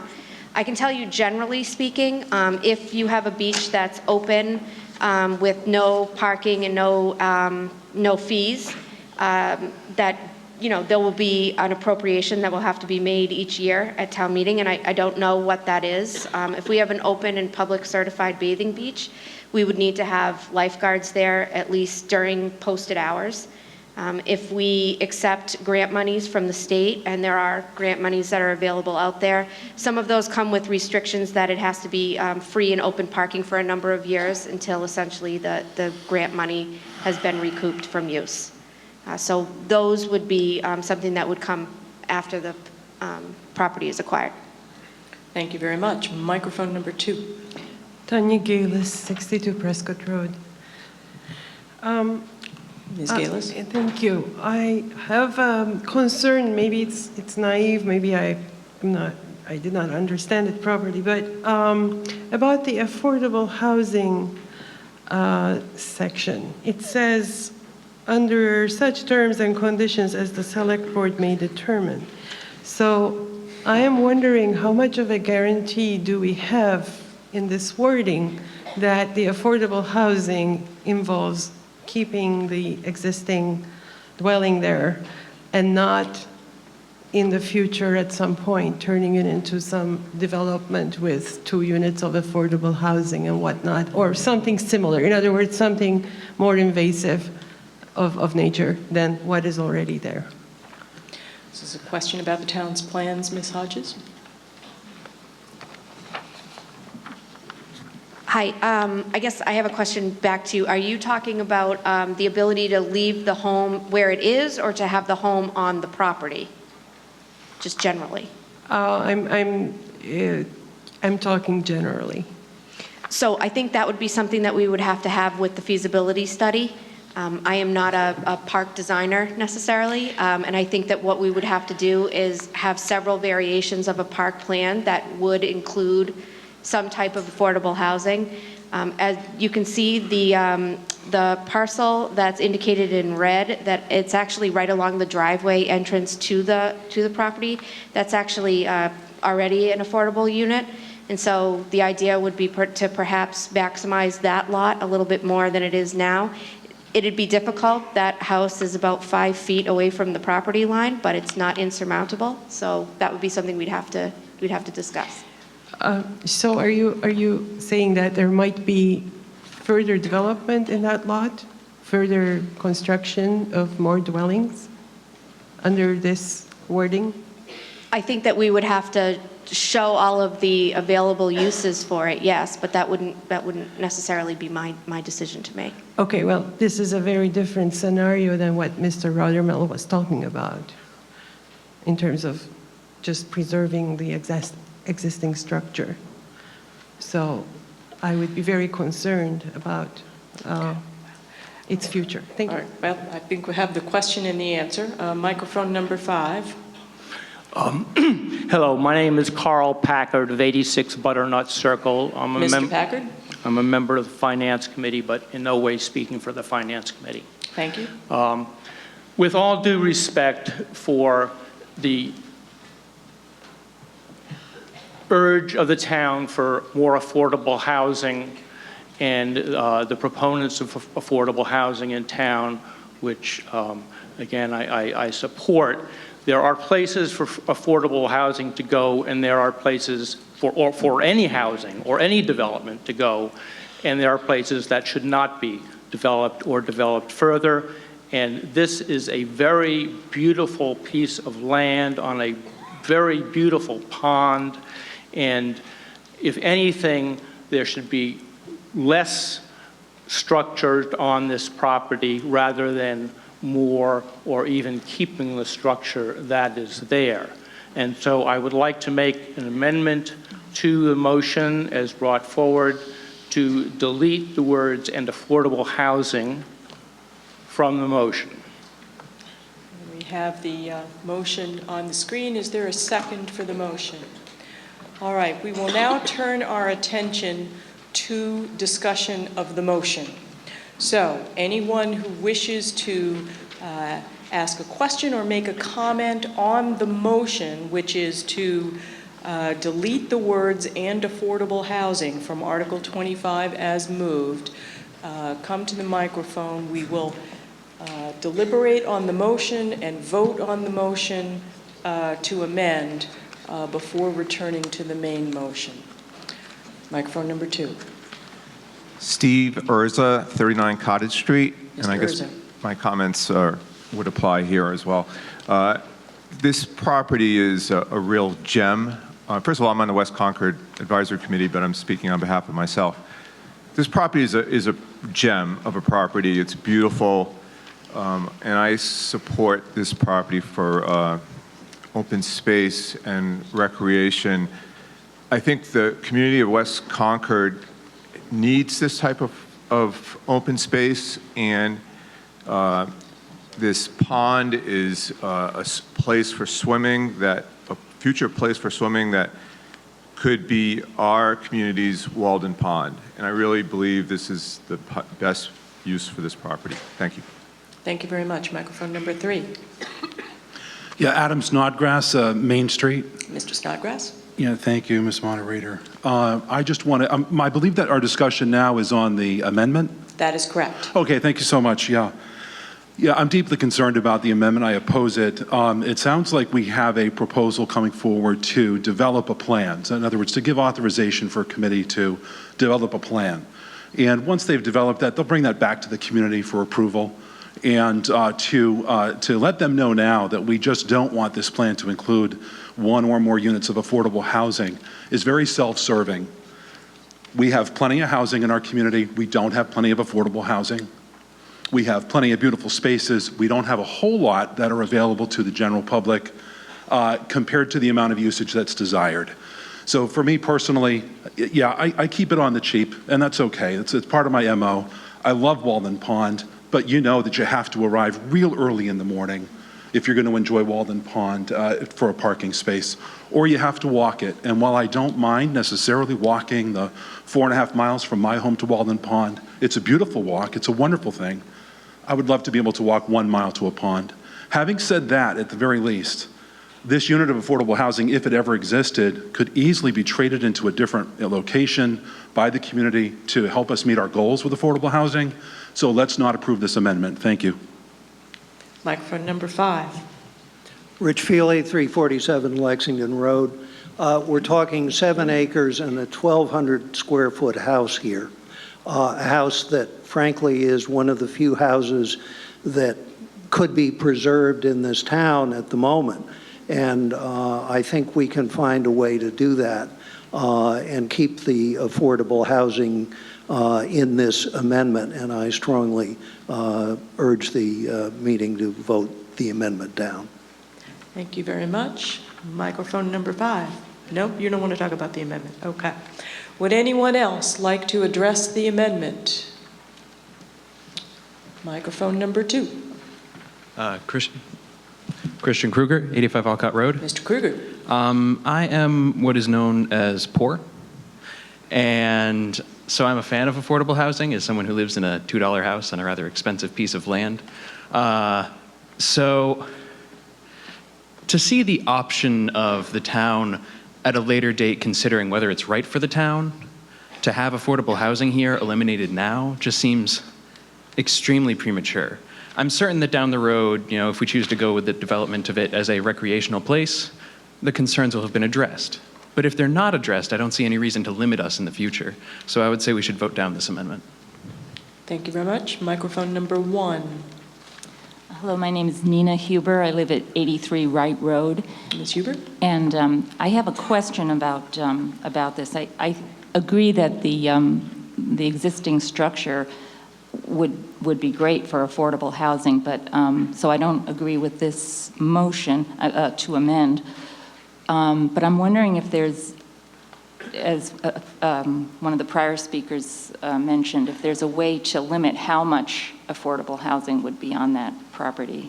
I don't know, but is there anything that would prevent it from having a very large development or something? How many units do they envision?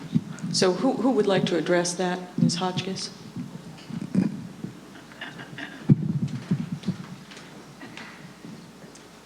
Jane Hotchkiss, 1479 Main Street, speaking for the Select Board.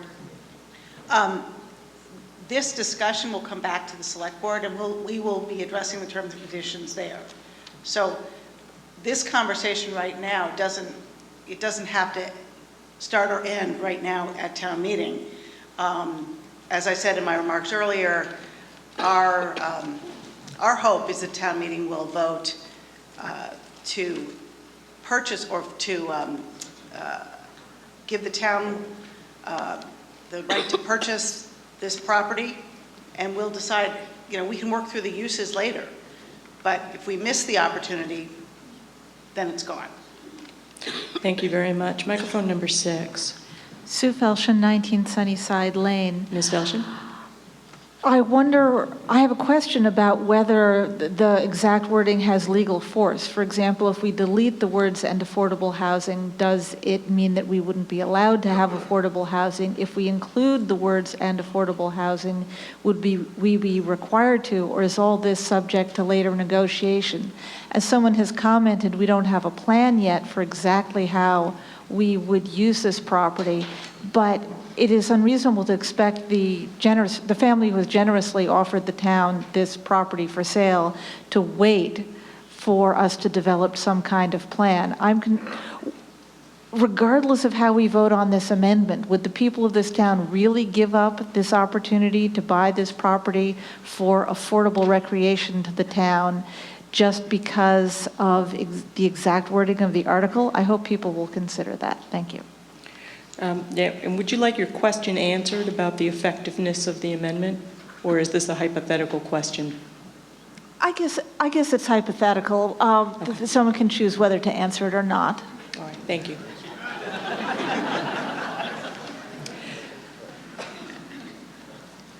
Would you like to talk about the amendment? No. No, okay. Microphone number 4. Susan Walker, 95 Central Street. Ms. Walker. I thought I heard something about the current owners of the property wanting the property to be used for recreational purposes, and I know it is currently on the market for housing potential purposes. If we are to include the word housing, does it jeopardize the possibility of them selling it to us? Mr. Whalen will address that. Madam Moderator, Chris Whalen, Town Manager. I live at 1935 Main Street. And I did want to be clear, Kate made reference to the fact that the sellers, their asking price right now on the market is $3.2 million. The property was appraised for $2.9.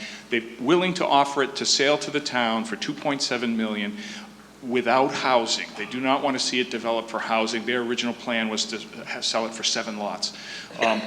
We would like to our plan is to approach the seller and ask if by moving the house perhaps from into a less prominent location on the site, would they still sell it for that price with 1 unit of housing? If the answer is no, they'll want more money, or just no, they won't sell it to the town, the select board would then have to decide that will it then just acquire it under the family's conditions, that it be for public recreational only, or housing. So that's an unclear issue right now. The family has said, we would like this to be a park and named in the family's memory, and we'll give you a significant discount off the price. We're hoping we convince them there's a house there now. Could a single house be moved further away from the water's edge and be an affordable unit? So that conversation needs to take place. Thank you very much. I thought we were ready to vote on the amendment. Microphone number 4. Krista Collins, 55 Highland Street. Ms. Collins. Thank you, Ms. Moderator. We were talking a little while ago about sustainability and climate resilience, and to my mind, there's no more effective way that we can address issues of climate resilience than by protecting land. And this is a waterfront piece of land. It means that by undeveloping the property, we would be improving water quality.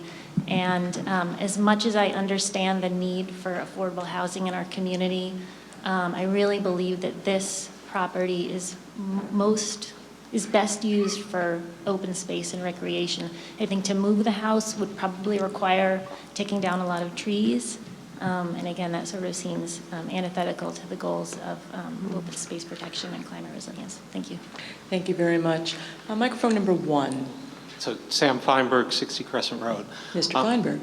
So I have a question. So one of the previous speakers had asked whether the provision saying that about housing is binding, or if that's something that if that's in there, does that have any force of law or force of action by the select board? And I'd like to get that question answered. We'll ask town council to come and address that question.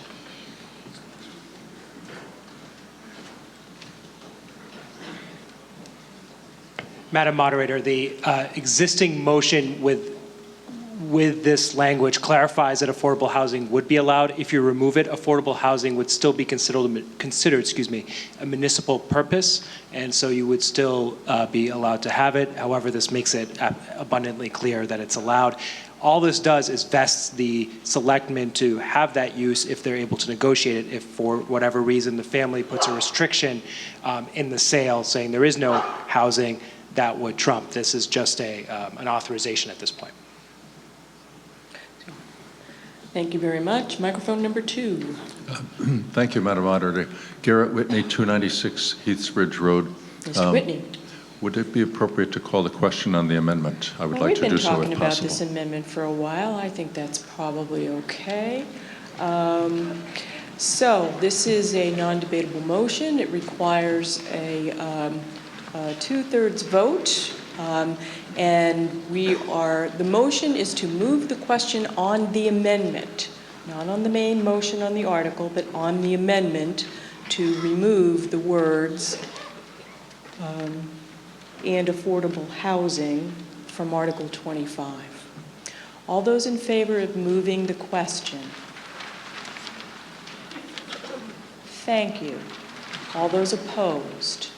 That carries by well more than 2/3. All those in favor of, now, and also just to be clear, the main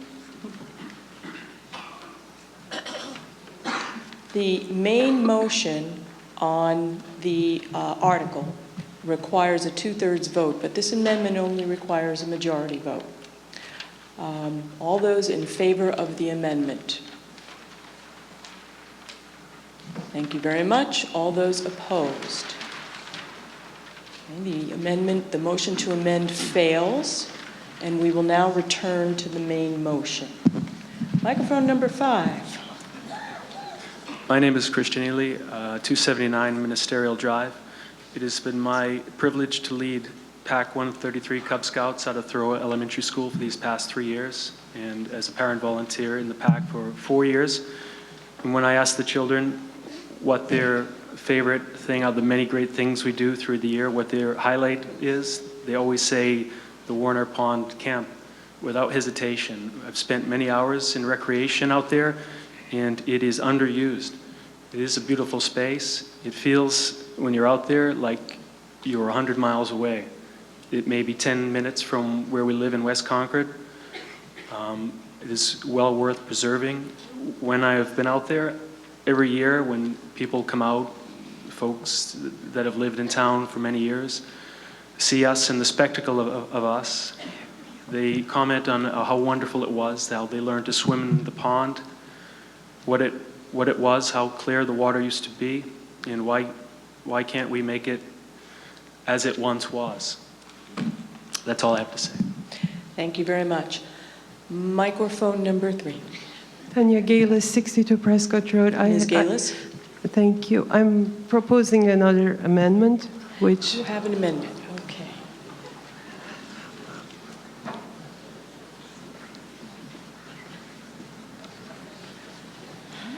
Are we ready for this amendment to go on the screen? Not quite? Almost? I'll tell you what, let's hold this amendment for just a moment and we'll hear from microphone 2 and we'll come back to you. Microphone number 2. I don't know if the amendment changes this, but I was going to propose, given that we had lots of discussion of the proposal during the discussion of the last amendment, that we take a vote on the proposal. I'm gonna let Ms. Galis make her amendment. Thank you. Thank you, though.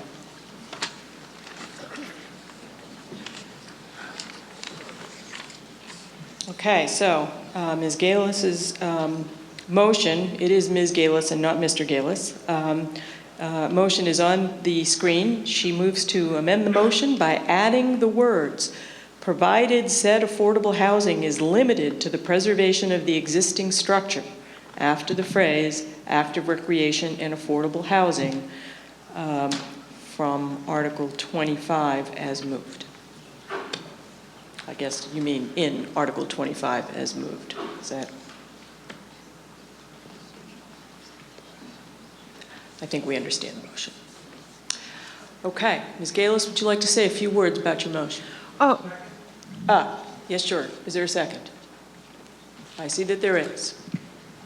Thank you. It's simply about a question I raised before. I am in favor of keeping the existing structure as affordable housing for the reasons that Mr. Rothermel explained.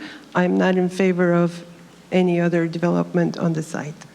Thank you very much. So once again, we are discussing and deliberating and accepting comments and questions only on the motion that is on the floor, as you see on the screen. Is there anyone who would like to address the motion? Microphone number 3. Steve Urza, 39 Cottage Street. Mr. Urza. just have a question. Does this mean that we can't move the house off the property? If we vote yes. Well, then let's have town council tell us what the motion means.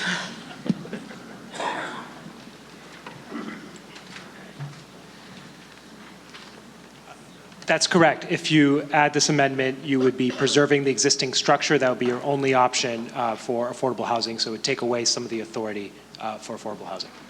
The question was whether you can move the house to another location with this. If the house is moved and preserved, then I believe, yes, then it will be preserved. And so, yes, you could do that. Okay. That's right. Thank you for that clarification. Microphone number 4. Lori Gilbazaris, 1376 Old Millborough Road. I'm in favor of this motion, assuming that the house is not moved. I would have some concerns if it were moved, if it disrupted the land in some way. And I think I'd like to repeat as well that this is very much in keeping with the article we just passed, Article 23. It's acquiring very important land near water, and the town would certainly have a good opportunity here to do good things with the land and keep that water pure by the steps it takes. Thank you. Thank you very much. Seeing no one else at a microphone, I think we're ready to vote. Oh, Mr. Ng. Steve Ng, 12 Dalton Road, speaking on behalf of the Select Board. Mr. Ng. Thank you, Madam Moderator. The Select Board recommends no action on this amendment. I think it really limits us at this time, and I think all the conversation and the points made earlier this evening on the original article are about making sure we acquire the property and study the options for recreation and the best use of that affordable housing of that particular property. Perhaps in future studies it needs a little addition or a modification of some kind, but I think that process needs to kind of happen. And to really limit us now, I don't see an advantage to that. So Select Board recommends no action on the amendment. Thank you. Thank you. Ms. Gales, do you have something new to add? Yes, I will. I had every intention to vote for the article, but I will not vote for the article with this if my motion does not pass, because I do not want any further development. Thank you. Thank you. Okay, I think we're ready for a vote on the motion to amend. Again, this is a majority vote, and we're voting on the motion to amend Article 25 that appears on the screen that adds the words, provided said affordable housing is limited to the preservation of the existing structure after the phrase active recreation and affordable housing, as the article has been moved.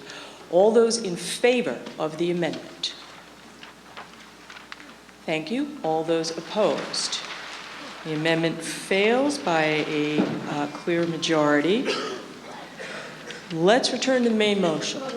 Does anyone have anything further on the main motion? Microphone number 1.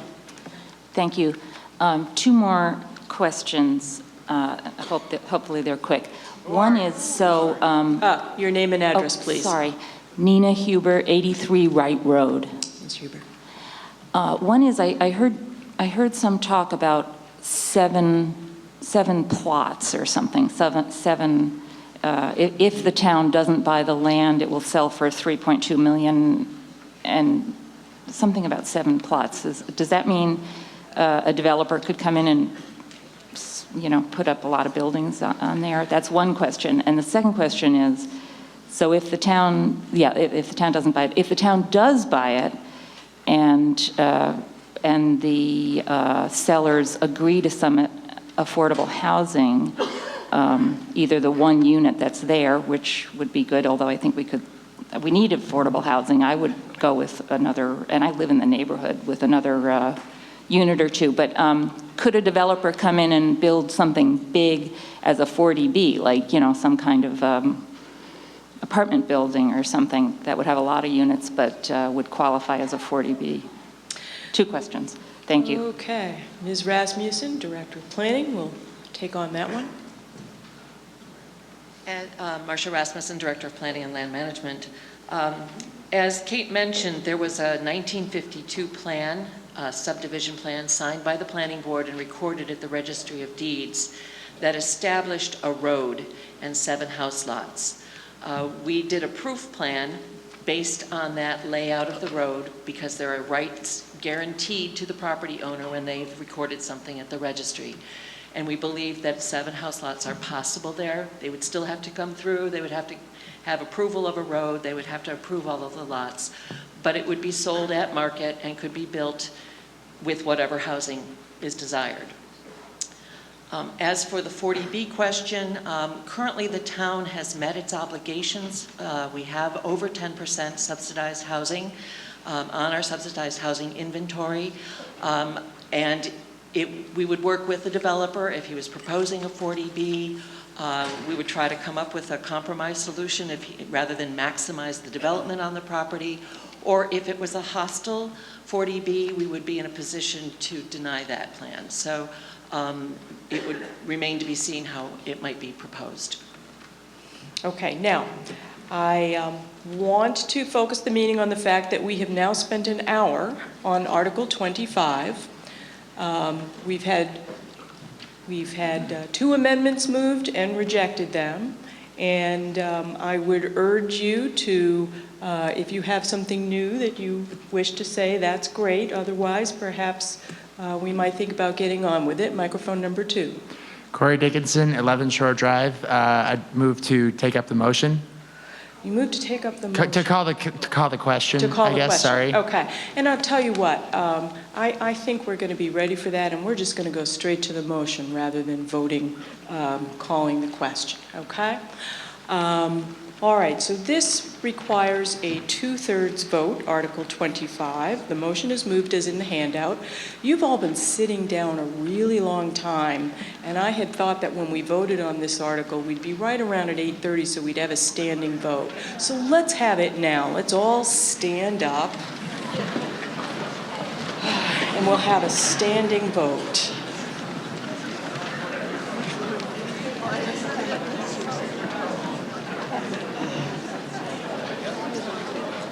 Okay, all those in favor of Article 25 as printed in the handout, please raise your ballots. Thank you very much. All those opposed? The motion carries by well more than 2/3, and I do so declare.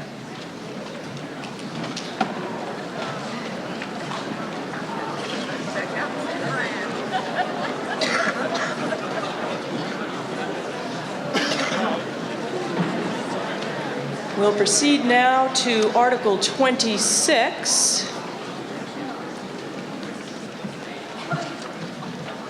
Ms. Ortner, are you somewhere? Yes, there you are. Article, do you have a point of order? I do. Yes. Go ahead. Yeah, I'm Gail Heyer, 54 Nancy Road. Oh, hold on. What's your microphone number? Is it 4? 4. What is your point of order? I move that the meeting take up Article 30 at 9:25. I'm sorry, I'm going to rule that motion out of order because it is, we don't customarily move motions sooner in the meeting. We take articles up in the order in which they proceed in the warrant. So we wouldn't want to defeat anyone's expectations who were expecting us not to get to that motion until we got there. Okay, thank you. Thank you.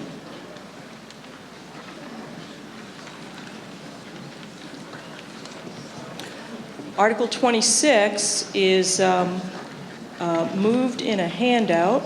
The handout is out there. And do we have a second on the motion under Article 26? I see that we do. Ms. Ortner?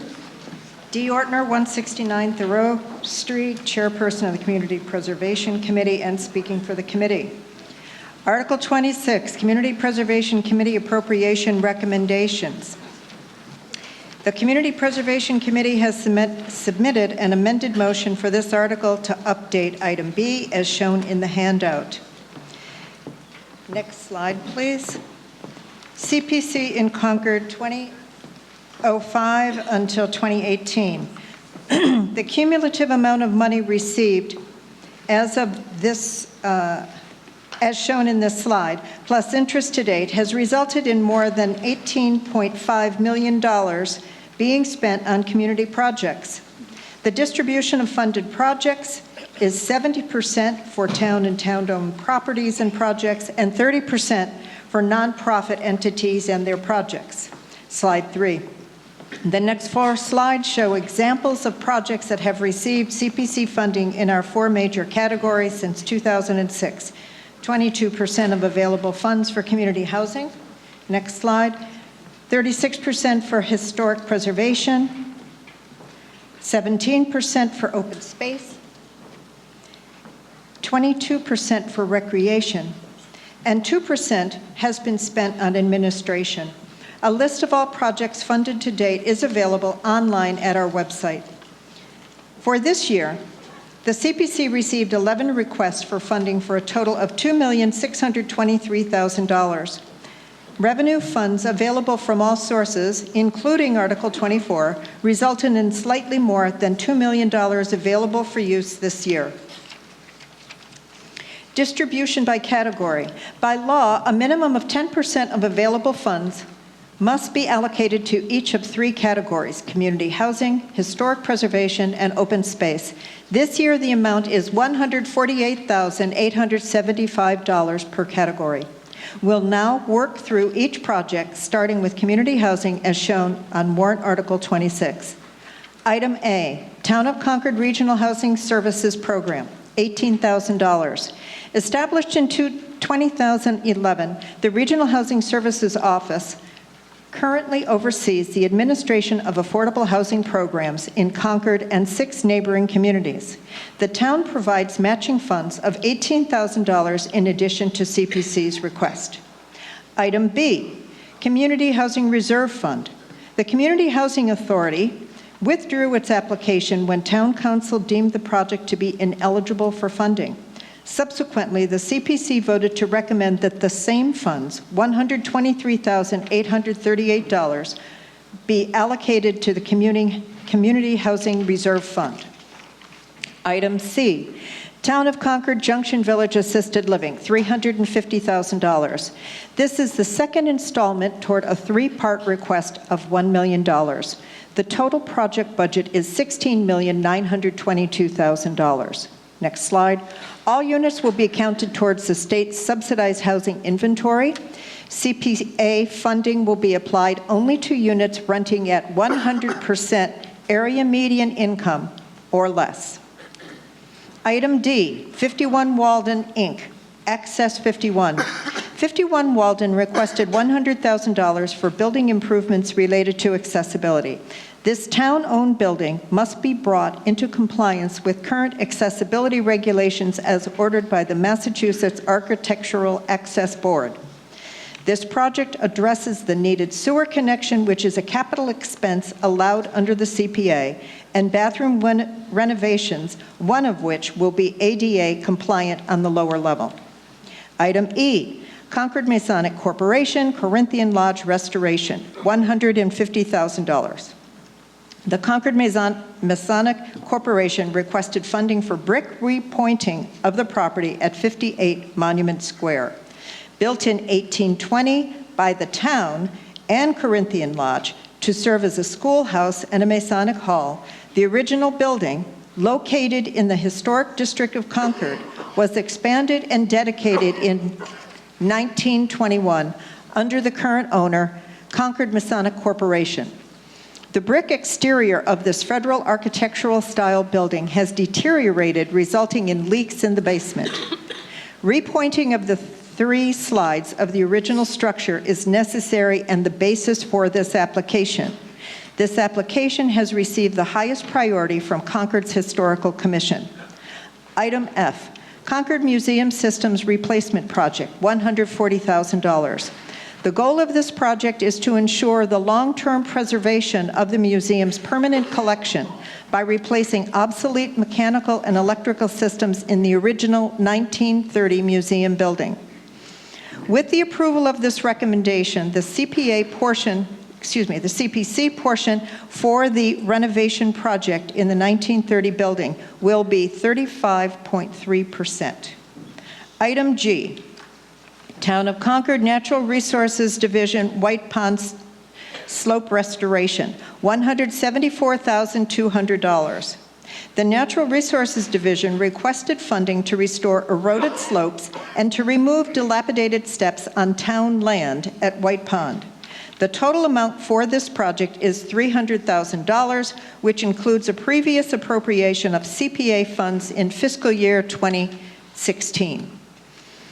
In an effort to reduce costs, the division has revised the scope of this project. Item H, Town of Concord Assabet River Pedestrian Bridge Design and Permitting, $35,000. The goal of this project is to provide a safe, functional, and community-friendly pedestrian connection between the Baker Avenue business area and the West Concord Village Center.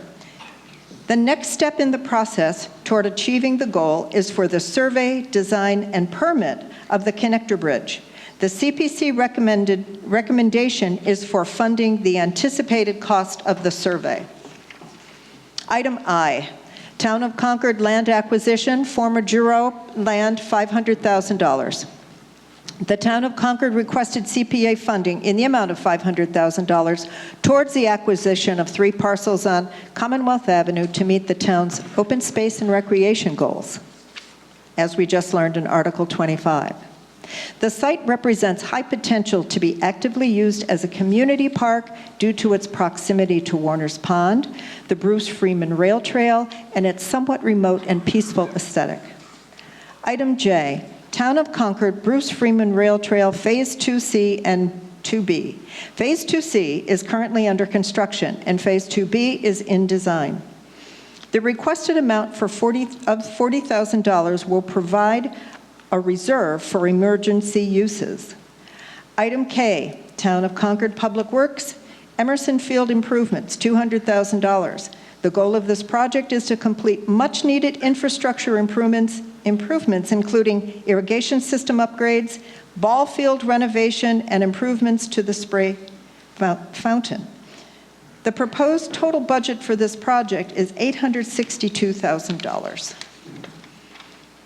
Item L, staff and technical support, $30,000. Funding for staff support, signage, legal and consulting services, public notices, copying, and other administration expenses.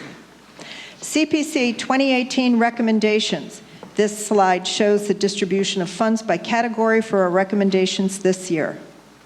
This concludes our presentation, and I apologize for having to go so quickly. Thank you.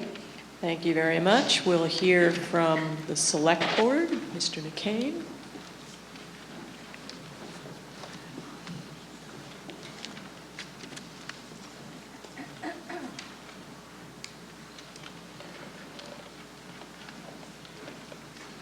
I should note that the Finance Committee recommends affirmative action on Article 26, and the Public Works Commissioners recommend affirmative action specifically on Item K.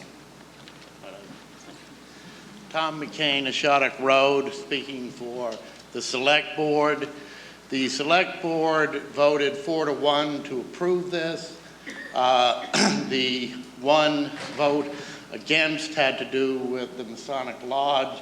However, overall, the projects are very beneficial to the town, and we therefore recommend an affirmative vote on this. Thank you very much. And the Masonic Lodge is item E. All right, we'll now open the floor to questions and comments on the Community Preservation Committee appropriation recommendations under Article 26. Microphone number 3. Electa Tritch, 233 Eastbridge Road. Ms. Tritch. Thank you, Ms. Moderator. I'm the chair of the Concord Historical Commission and speaking for the commission, particularly about the Corinthian Lodge. We, as a commission, are asked to review all of the historic preservation projects for the CPC, for CPC funding. And when we finished reviewing the projects this year and tallied our votes for in order of importance, the lodge came up first as the most important project to fund in the category. The fact that it is the second oldest building in the Monument Square Historic District was one part of our thinking. The fact that it's a stunning example of a federal brick civic structure. The fact that it has been used not only as a Masonic lodge, but as a school where Henry Thoreau taught, as an Oddfellows Hall, as the firehouse for engine number 1, and briefly for private property before it went back to ownership under the Masons, were also considerations.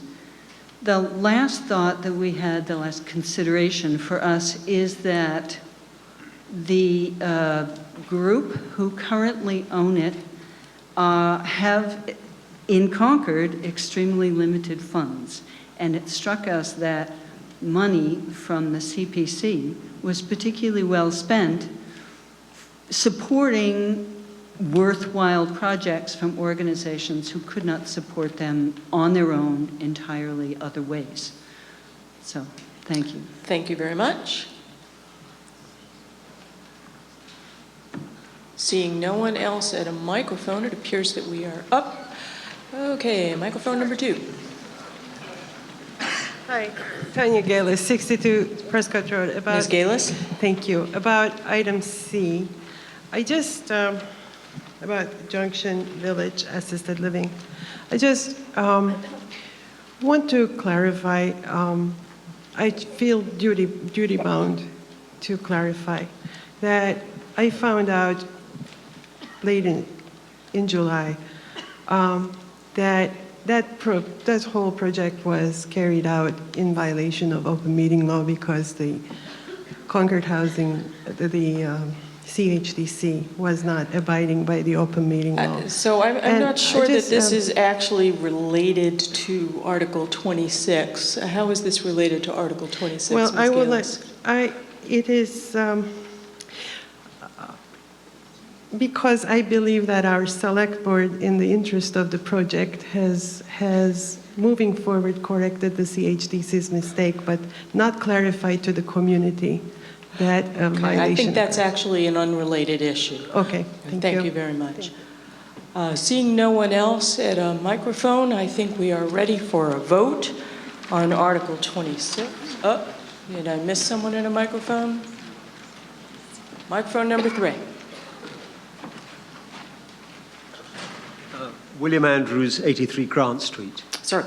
Can you explain what the Masonic Lodge is used for? I mean, does it have any public use? Ms. Ortner? Can it be used? Yes, thank you for the question. This came up at the hearing as well in terms of how do we know that this is being used by other organizations, or can it be? And yes, there are several organizations that actually work with the Masonic Lodge, or excuse me, with the corporation to have their facilities there. There's a bike group that comes in. There's also the Thoreau Society that comes in once a year, their annual meeting. It is open, and the question was posed, and the head of the organization, Daniel Consoletti, mentioned at the hearing that anyone who is interested in holding meetings there or having groups there can apply. Also, there are, the Masons use it. There's also a sister group. There's also a daughter group. There's also another organization associated with it. Thank you. You're welcome. Thank you very much. I think now we're ready for a motion. Okay. All those in favor of Article 26, Community Preservation Committee appropriation recommendations, please raise your ballot. You're way ahead of me. Okay. All those opposed? Okay, I see that Thank carries you. by a wide majority, and the motion is approved, and I do so declare. We'll now move on to Article 27, which is an amendment to the Historic Districts map for the Hubbardville District. And the motion on this is that the town take affirmative action on the article as it is printed in the warrant. And please proceed. Do we have a second for the motion? I see that we do. Thank you.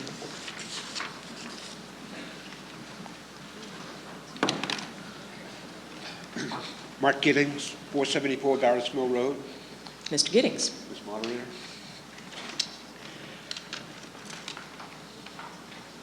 The proposed amendment to the Hubbardsville Historic District map seeks to add the property comprised of 30,700 square feet and the building located upon it at 387 Sudbury Road to the Hubbardsville Historic District. The first local historic districts in Massachusetts were established in 1955. Since then, over 200 districts have been established statewide. A local historic district offers the strongest protection possible for preservation of historic structures and community fabric. It helps manage change and avoid demolition. Hubbardsville Historic District was established in 1998, originally to protect the architecturally significant Hubbard French House and the historic studio of sculptor Daniel Chester French. The Commission's goal from the first was to eventually enlarge the district to protect a significantly larger area. Because the Hubbardsville Historic District is part of a significantly larger neighborhood, including all of Fairhaven Road, extending across what is now Route 2. This is a neighborhood of 19th and 20th century farmhouses and workers' cottages. It was built and occupied by farm owners and by farm laborers, old Concord families, and Irish, Danish, and Italian immigrants. It is anchored on each end by the 18th century Hubbard French House and the National Register listed 1750 Potter House. The houses in Hubbardsville are surrounded by the largest and most historic spread of agricultural fields in Concord, initially owned by the Hubbard family, but acquired and improved first by Abel Wheeler, followed by his son George and grandson Wilfred Wheeler. While 387 Sudbury Road was not originally part of the Hubbardsville Historic District, it was identified by the Massachusetts Historical Commission as critical to the character of the Hubbardsville area and recommended for National Register nomination. 23 acres of land behind the property is town-owned, protected, and still used for farming. The Abel Wheeler House, located at 387 Sudbury Road, is recognized by the Massachusetts Historical Commission as significant for 3 reasons. For its role in Concord history as part of the Hubbardsville and the farming community, as the home of noted residents including Abel Wheeler, George Wheeler, Mary C. Wheeler, and Wilfred Wheeler, and lastly for its architectural style, a well-preserved example of a center entry transitional colonial farmhouse. In September 2017, the Concord Historical Commission unanimously voted that the Abel Wheeler House is preferably preserved. They imposed a 1-year demolition delay on the building, and that delay will expire in July 31st of this year. Why is 387 Sudbury Road worth saving? The property is a geographic link between the current historic district area and 6 more historic Hubbardsville houses on Fairhaven Road. It is one of the only visual links to the town-owned farm fields still in use. It is an important historic link to the Wheeler family, primary farmer landowners here for 3 generations. Expanding the Hubbardsville Historic District to include this property appears to be the only possible way to protect this house from demolition. As a protected property within the district, future changes to the outside of the house will be reviewed by Concord's Historic District Commission. I want to end with a quote from the town's 2005 comprehensive plan. It might have been written to answer why Article 27. Concord's history helps define us as a town, a nation, and a people. Thanks to careful preservation efforts, Concord remains a remarkable town with a strong sense of place and of history. Our unique heritage and historic sites draw millions of visitors a year. Property values and commercial enterprise both benefit from the town's unique character. But Concord is challenged on a regular basis by potentially detrimental changes and growth demands. The town's attractiveness and unique character can be easily and irreversibly lost. We citizens are the stewards of Concord and its rich history, and therefore we are the ones who must prevent further erosion of the visible links to Concord's past. If we drastically alter or tear down historic homes, destroy their settings, or build on the open farmland that is our heritage, these links will be forever broken. The Historic Commission and the Concord Historical Commission unanimously support this warrant article. Thank you very much, Mr. Giddings. The Planning Board recommends affirmative action on Article 27. Does the Select Board have a recommendation? Oh, you have something to say. Come on up.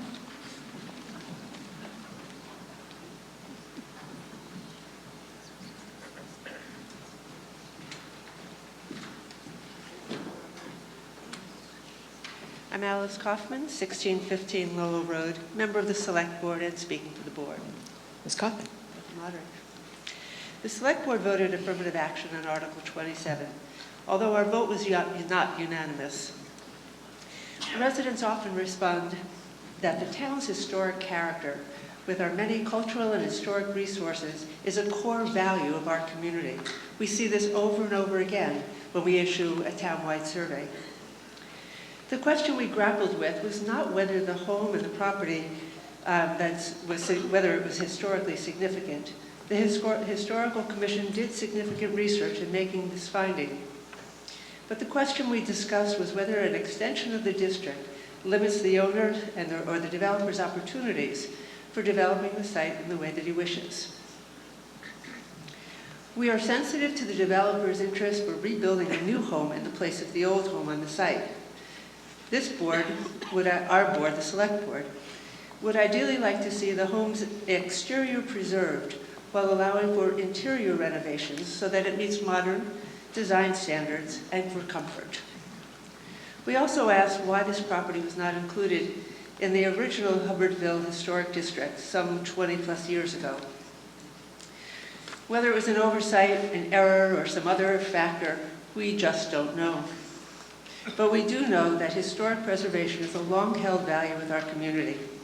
And we have an opportunity with this home to preserve a piece of our history and with this property as a whole. The Select Board urges affirmative action on Article 27. Thank you very much.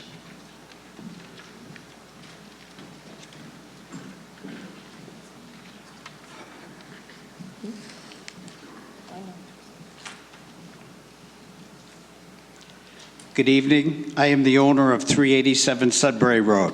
Would you give us your name and your address, please? My name is Rick Curtin, and I live in Harvard, Massachusetts. Mr. Curtin has permission from the moderator to address the meeting. Thank you. I did not come to Concord to tear down historic homes. When I purchased this home, it was not in any town of Concord historical district. I tried to follow all the rules that were written. Over the years, I have restored many historic properties, most recently the Inn in Harvard, Massachusetts Center across from the general store. I have moved historic homes, the last one being at 407 Boston Post Road in Sudbury. I've restored the oldest building on Brandeis University's campus that is now the Heller School of Policy at Brandeis. When I purchased this property, I hired a historical consultant, Arthur Bennett, to research this property. And I hired an architect, Scott Lewis to draw potential plans to redevelop the existing house. My plans are up on the board there. The architectural plans are there. I also hired a structural engineer to inspect the main beams of the house because I was told by the owners and the brokers that it was being treated for insects. After heading to the town of Concord Building Department to see what they had on file, I discovered that 60% of this home had been demolished already in 2002. If you hold up the building permit, excuse me, Mr. Yes, that was the building permit application and the plans in 2002 that demolished 60% of the homes of the existing home that's there now at 387. The rebuilding that took place was not a historical preservation, renovation, but rather turning this property into a rental property, which has been a rental property for the last 10 years. A Building 19 kitchen, linoleum floors, commercial strip lights on the kitchen ceilings, plastic wood ceiling beams, Formica countertops, cheap appliances, and 2 Harvey skylights. Have you ever seen a historical home with Harvey skylights? It was done, let's say, as cheaply as possible, and not surprisingly, I found out that it was a rental property. In the basement, the structural repair to the insect-eaten main beams of the house was not done the way that I would have done it. And I've got a letter from a structural engineer, which if you put that up for me now, there's the letter. I'll summarize it quickly because I don't have a lot of time, but the main carrying beams are irreparable condition and must be replaced. The floor joists resting on the main carrying beams show signs of infestation and must be replaced. Finally, the cost to bring the building up to present-day code would cost 2 to 3 times of entirely new construction. Now, the National Historic Trust for Preservation lists 3 things required for a home to be historic. 1, a unique architectural style, which was changed in 2002 when they demolished 60% of the home. The chimneys were removed, the roof line was dropped. There were a lot of work that was done to that property in 2002 that certainly doesn't make it historic today. Number 2 is, does somebody famous live there? And the Wheelers, although they were nice people, they were farmers. If farmer was the criteria, the whole state of Iowa would be historic. And number 3, did a significant historical place take place there? And the answer is no. There's nothing in the historical record that suggests that any significant historical event had taken place there. Our decision to apply for a demo permit was not a hard one. 60% of the original house was replaced. No one famous lived there in no historical place. Nothing took place there. We went to the Demo Delay Bylaw Historic Commission. We agreed to abide by the vote, and we rented the property for the year. On February 13th, I received a letter that my house is going to be spot zoned. The only house in town has to go into this historic district. And I met with the director of the planning and historical chairman and the historic district's chairman. I suggested they get a legal opinion from the town council to present to the town meeting because the method and process for establishing districts is governed by state law, Massachusetts C40C, but it is also subject to constitutional protections for due process and private property rights. I wanted them as officials of the town of Concord to make the town meeting know that this action of this type is subject to legal challenge as a regulatory taking of a property without just compensation. Under state law, in order to create a historic district, there's a required process similar to a master plan. And it engages public outreach in a process that someone can testify and speak to you as to what happened to the property, what hasn't happened.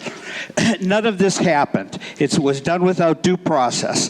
And the purpose of this process is to ensure fairness, that everyone who is impacted by the proposed spot zoning has an opportunity to be heard, and that the decision at town meeting is based on some form of comprehensive public process.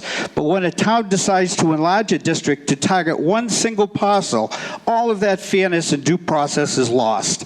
There is no comprehensive master plan supporting this change, only the whim of the Historic District Commission, who suddenly decided that they need to add a property previously omitted from Hubbardsville.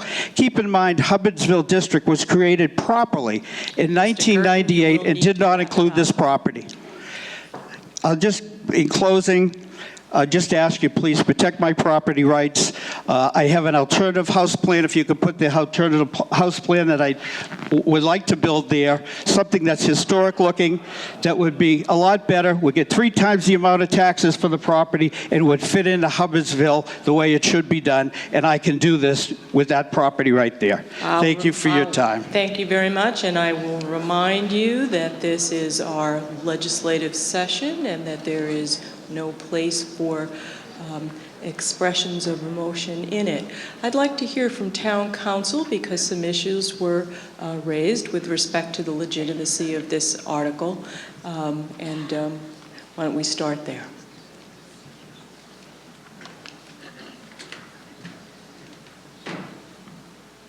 Thank you, Madam Moderator. First, I'd like to clarify, before we get into some of the challenge issues, the process that was mentioned. Concord has a special act that governs its historic district, so it's not Chapter 40C under general laws. It's a special act in Concord. To change a historic district in Concord under Section 12 of that act requires a 2/3 vote of this body, town meeting, following a public hearing held by the planning board. So that has happened, and the planning board, as summarized in the report that was given on the motion, at that hearing heard evidence on why this parcel should be added to the historic district.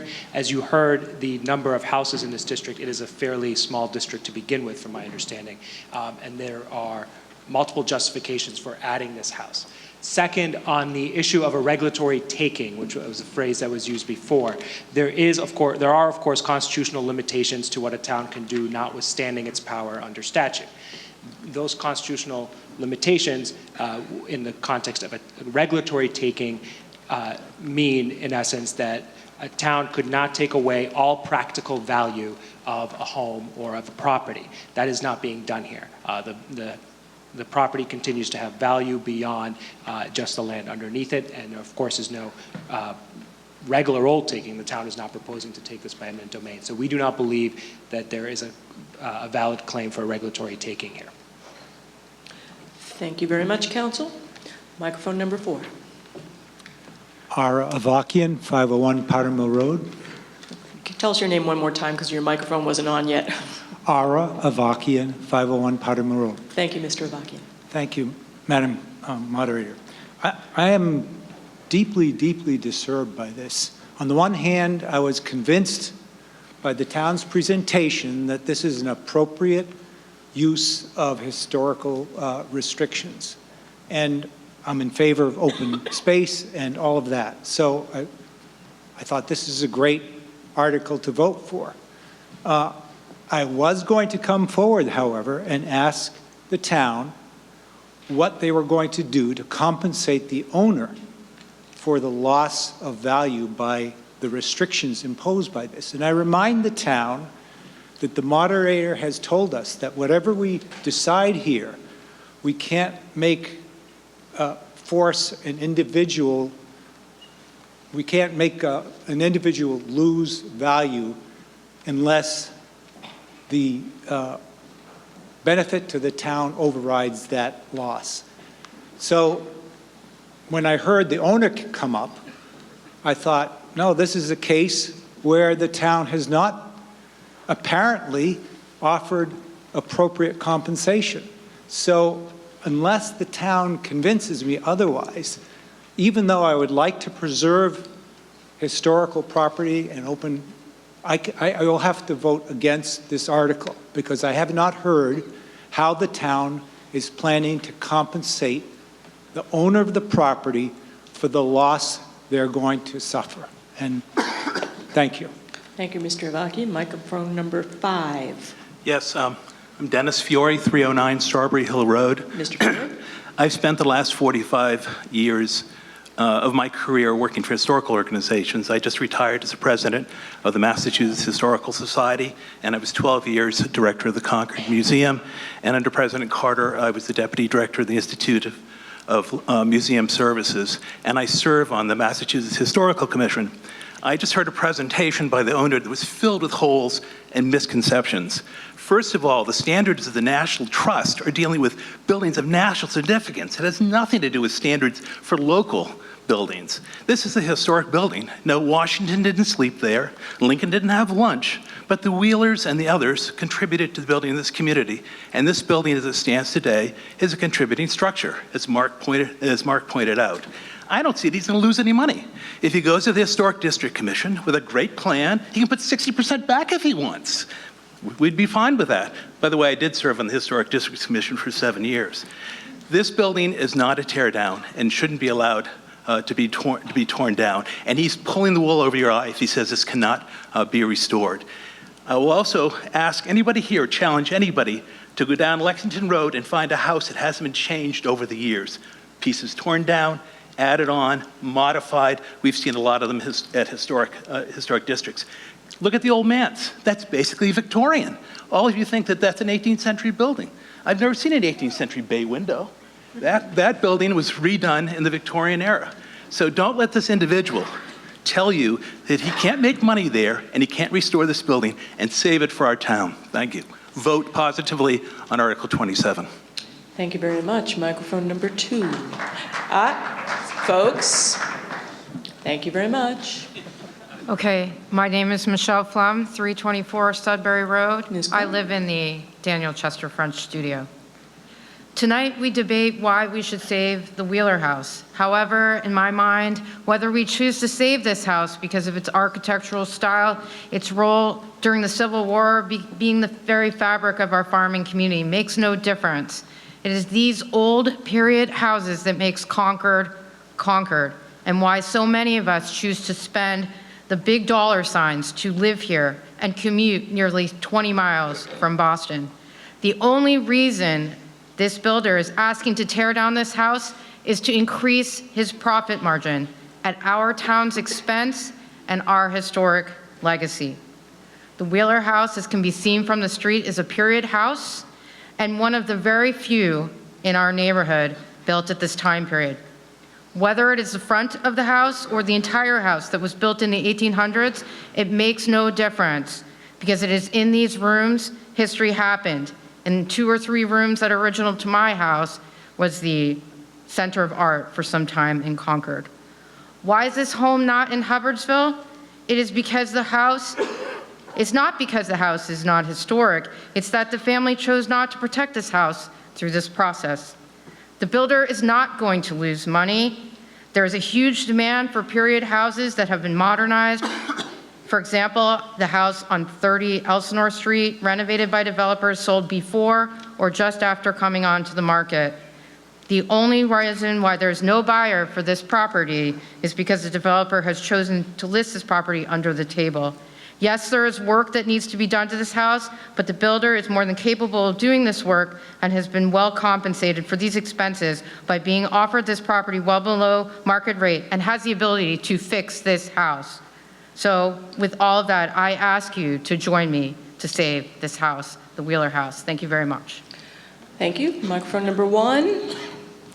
Thank you. Carlin Reed, 83 Wits End. Ms. Reed. Thank you, Madam Moderator.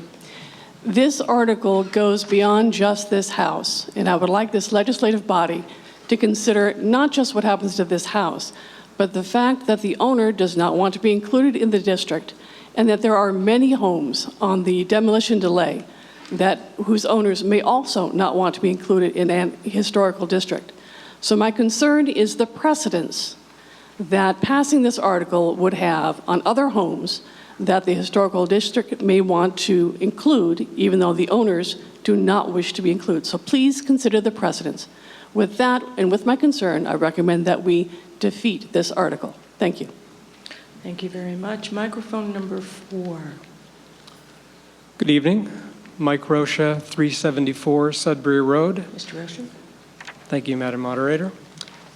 I live diagonally across from the A.B.O. Wheeler House. I see it every day. The exterior certainly looks beautiful. I've toured the inside of the house. I really do think it is definitely not a tear-down structure, but let me focus more on the history of this house. It's of notable historical significance. Its original owners, Abiel and Harriet Wheeler, were members of one of Concord's most prominent early families. Harriet was active in the temperance movement, and both were very active in anti-slavery efforts. In fact, I did some research online and in the local library, and I came across, well, numerous quotes, but here's a quote from an article entitled "The Underground Railroad in Massachusetts" from the New England Quarterly, and the quote reads, "Others at Concord who gave shelter to fugitives were A. Bronson Alcott, Henry D. Thoreau, and Abiel Haywood Wheeler, the father of Mary C. Wheeler, artist and educator. Mr. Wheeler helped to run the local Underground Railway," which to me seems quite historically significant. That was the original owner of the home. The Abiel Wheeler House is an irreplaceable part of Concord's legacy. It would be a tragedy to lose this link to our past. And Concord is precisely the sort of community that respects its rich history and preserves structures such as this house for future generations. The quest for profit should not trump the more noble goal of long-term preservation. I can't imagine large pieces of equipment rolling in and ripping, crushing, shattering, flattening, and completely destroying this elegant home as if it were nothing more than a piece of garbage. Please help us prevent this travesty. I urge you to vote yes on Article 27. Thank you. Thank you very much. Microphone number 3. My name is Nancy Frisella Lee. I was a former member of the HDC, the Historic Districts Commission, and I live on 140 Walden Street. Yes, proceed. I just want to make a few quick points, a few quick corrections. The purview of the HDC is not what happens on the inside of the building, but rather what happens on the view from the public way. And it's already been pointed out that the exterior of the building does maintain that historic look. So the interior of the building is certainly it's certainly possible to renovate it to a modern standard and still maintain that exterior appearance. Secondly, I've just finished the wonderful Concord history course given by Jane Gordon, who has served this town educating historical interpreters. And a point that we all learned in that course was another point that's already been stated, but it's worth repeating, that it's not only the famous people, the most famous names that we remember, but it's all of the people that made up this community and that contribute to its historic history that we need to remember. The last point that I wanted to make was that the property, the construction that the developer is proposing, I think the audience expressed its gasp, because that does not at all respect the character of Concord. And if he has experience that he claims that he has renovating historic structures in other parts of the state, the construction that he is proposing does not show that experience. Thank you. Thank you very much. Microphone number 2. Christian Kruger, 85 Alcott Road. So currently, I was wavering there for a moment, but since the historical presentations have been given since the presentation, I think I'm going to vote in favor of this. But I do have 2 questions in case the town were to vote it down. Question number 1 would be, could we potentially be locking ourselves into a legal battle here that would be precedent setting somewhere, or do we think it would just get shot down fairly fast in court? And then question 2 would be, that house that was shown, is that a final design? Because I'm just going to say that it's probably not universally appreciated by the meeting. And would there potentially be a more historically accurate design proposed if it were to be voted down? Thank you. Okay. Well, I think on your first question, we've already heard from town council, but just because you think you have a strong legal position doesn't mean you won't be sued. The second question, do you want to? No, you can't answer the legal question, but you. Yeah, but it's okay because you're not a lawyer, so. All right. I'm not going to sue the town. So whatever the town wants to do tonight is fine with us, and we'll abide by it. Okay. I don't have to worry about any legal challenges for me. I hate lawyers more than I hate. No offense taken, Mina, I'm sure. All right, so we have from Mr. Curtin, the homeowner, his representation that he does not, in fact, intend to sue the town regardless of how this comes out. Microphone number 3. Ruth Lauer, 100 Keyes Road. Ms. Lauer. I have a couple questions. It's been my experience that when we talk about expanding historic districts or even instituting historic districts, we usually do that in cooperation with homeowners, and this or at least a friendly situation. This seems to be hostile, and I'm wondering if that's unique in the Historic Commission's experience. Question 1. Number 2, are there any other gaps between this house and the end of Hubbardsville that should or could possibly be included? And if so, why were they not included in this expansion? And then number 3, it's more not historical commission, but a historic districts commission. If we end up in the situation where the historic districts will have a role, will they only be involved with the 40% of the building that is the original and not the 60% of the building that the owner referred to as being rebuilt in 2002? Mr. Giddings? Thank you. Thank you for the questions. Let's see. First of all, no, normally it is done in conjunction with the homeowners, okay, which is our preference, obviously. And I think I wasn't around in '62 when this program was put in place, but I think at that point in time it was done universally only with those homeowners that wanted to be part of it.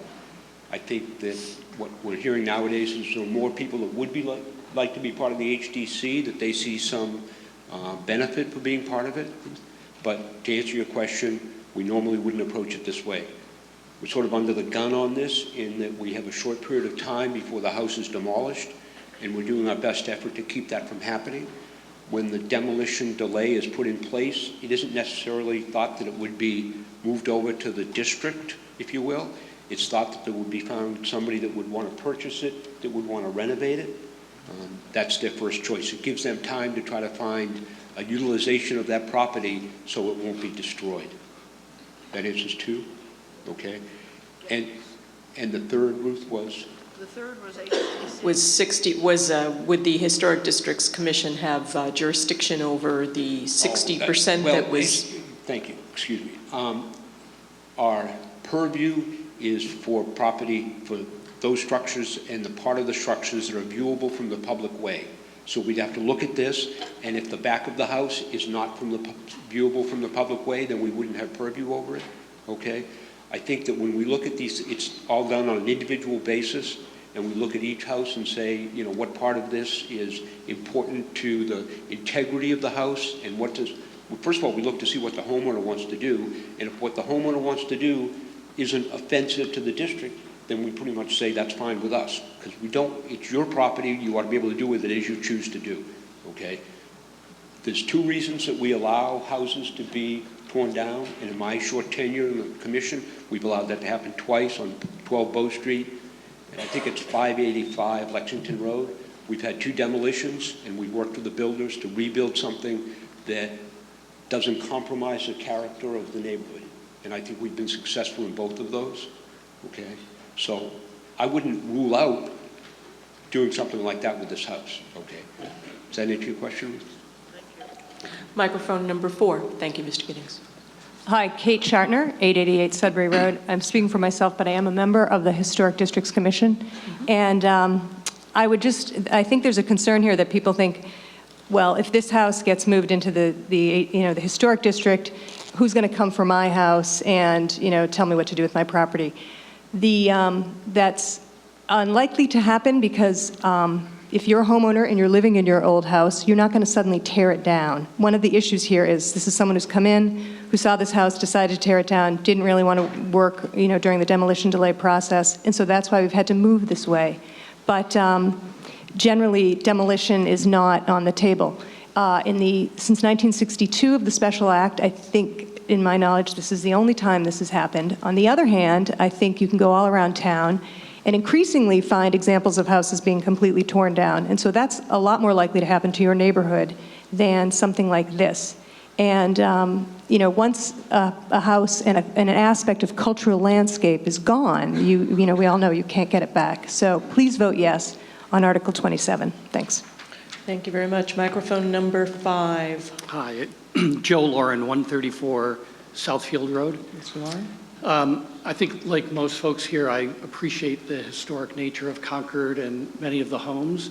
What concerns me about Article 27, though, is that it seems like these restrictions are being imposed a bit after the fact, after the owner has made an investment, seemingly done a lot of the right things and checking about the significance and the restrictions, and now we're taking away his rights. And I think, being from Concord, we should respect that as well. Thank you. Thank you very much. Microphone number 2. I'm Matt Johnson, 21 Winthrop Street. Mr. Johnson. I'm a member of the planning board, but I'm speaking on my own behalf. I just wanted to address a few points. First of all was the assertion about this being spot zoning. And I would just want to note that this is not a zoning issue, technically, and so this is not an instance of spot zoning.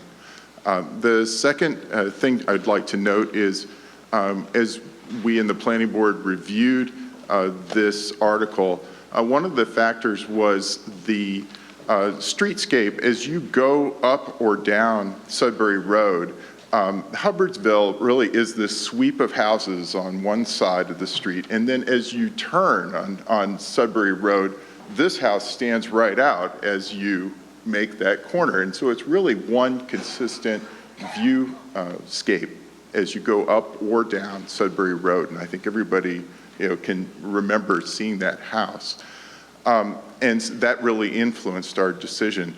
The third thing I would say is that there was an assertion that there wasn't anything historical that happened here, and I just wanted to note that my wife and I were married at this house 25 years ago.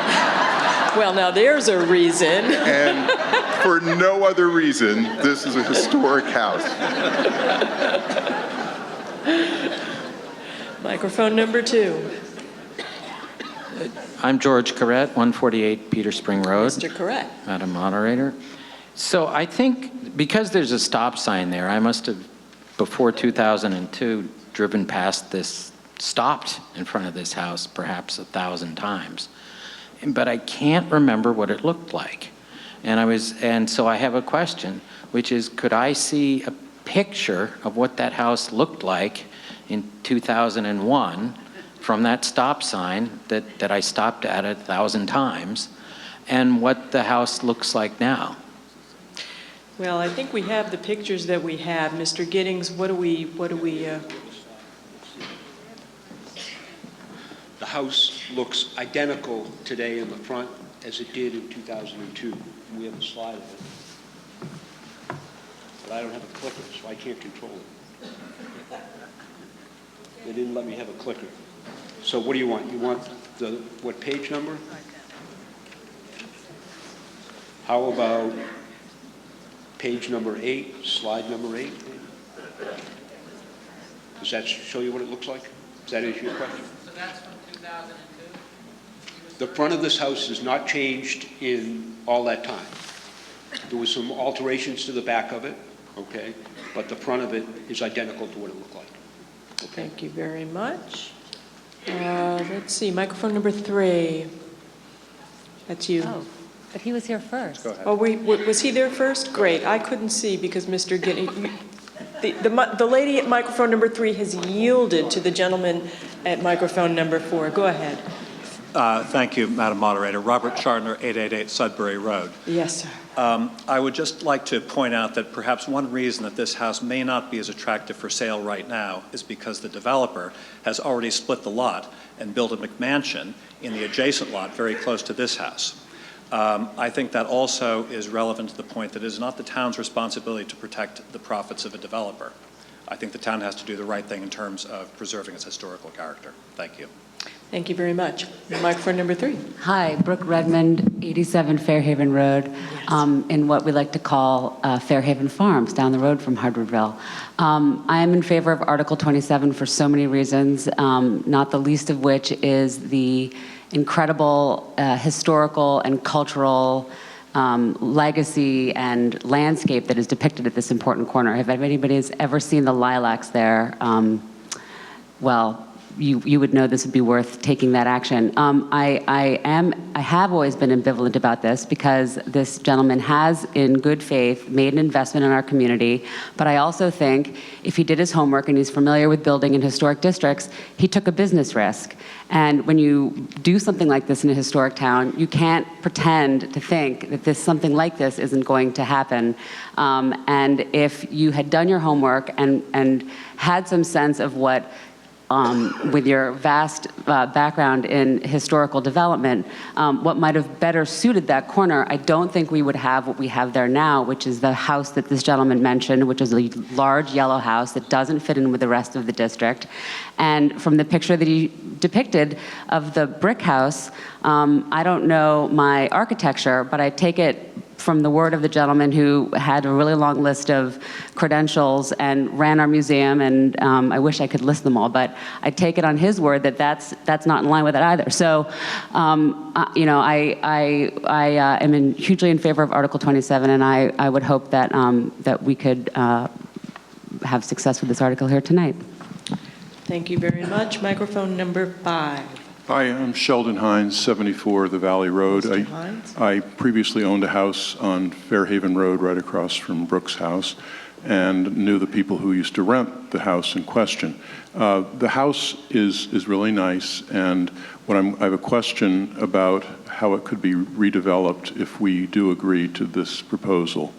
I know from attending various historical commission meetings that if you preserve the way it looks from the street, you can do an awful lot in the back.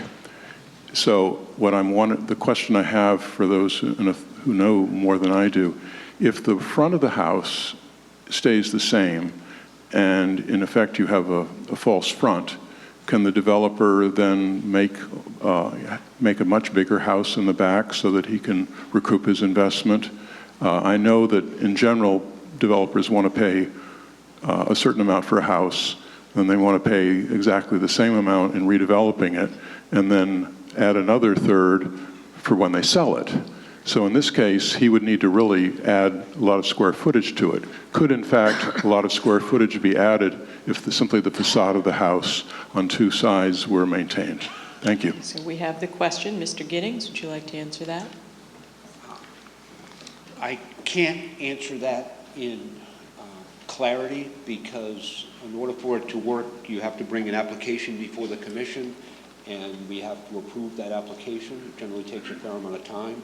I can tell you that it's been my experience that we look at the streetscape as the most important aspect of it, and maintaining the streetscape of that house would be our goal, okay? And I think it's on a 30,000 square foot lot, almost 31,000 square feet on the lot, so there's plenty of space to develop the back side of it. But again, it would have to be a plan that would have to be brought forward to the commission, work with us. As I mentioned earlier, we've been able to work with 2 developers just in the last year and a half, where they have been able to tear down houses and rebuild houses that we think kept in the character of the neighborhood. I don't know if I answered your question, but I think you've answered it as best you can. Microphone number 4. Mia Glenn, 388 Lowell Road. Ms. Glenn. I move to call the question. Okay, so we've been at this since 9:36, which is not quite an hour, but it's getting there. So I think that that is an appropriate motion. Again, this is 2/3 and it's non-debatable. All those in favor of calling the question? Thank you very much. All those opposed? The motion carries by well more than 2/3. And we'll now move to vote on the motion under Article 27. Now, this is a majority vote, not a 2/3. It is 2/3 under the special act? Okay. All right, so this is a 2/3 vote under our special act, the Historic Districts Act that authorizes our Historic District Commission. Okay. All those in favor of Article 27? Thank you. All those opposed? The motion carries by well more than 2/3, and I do so declare.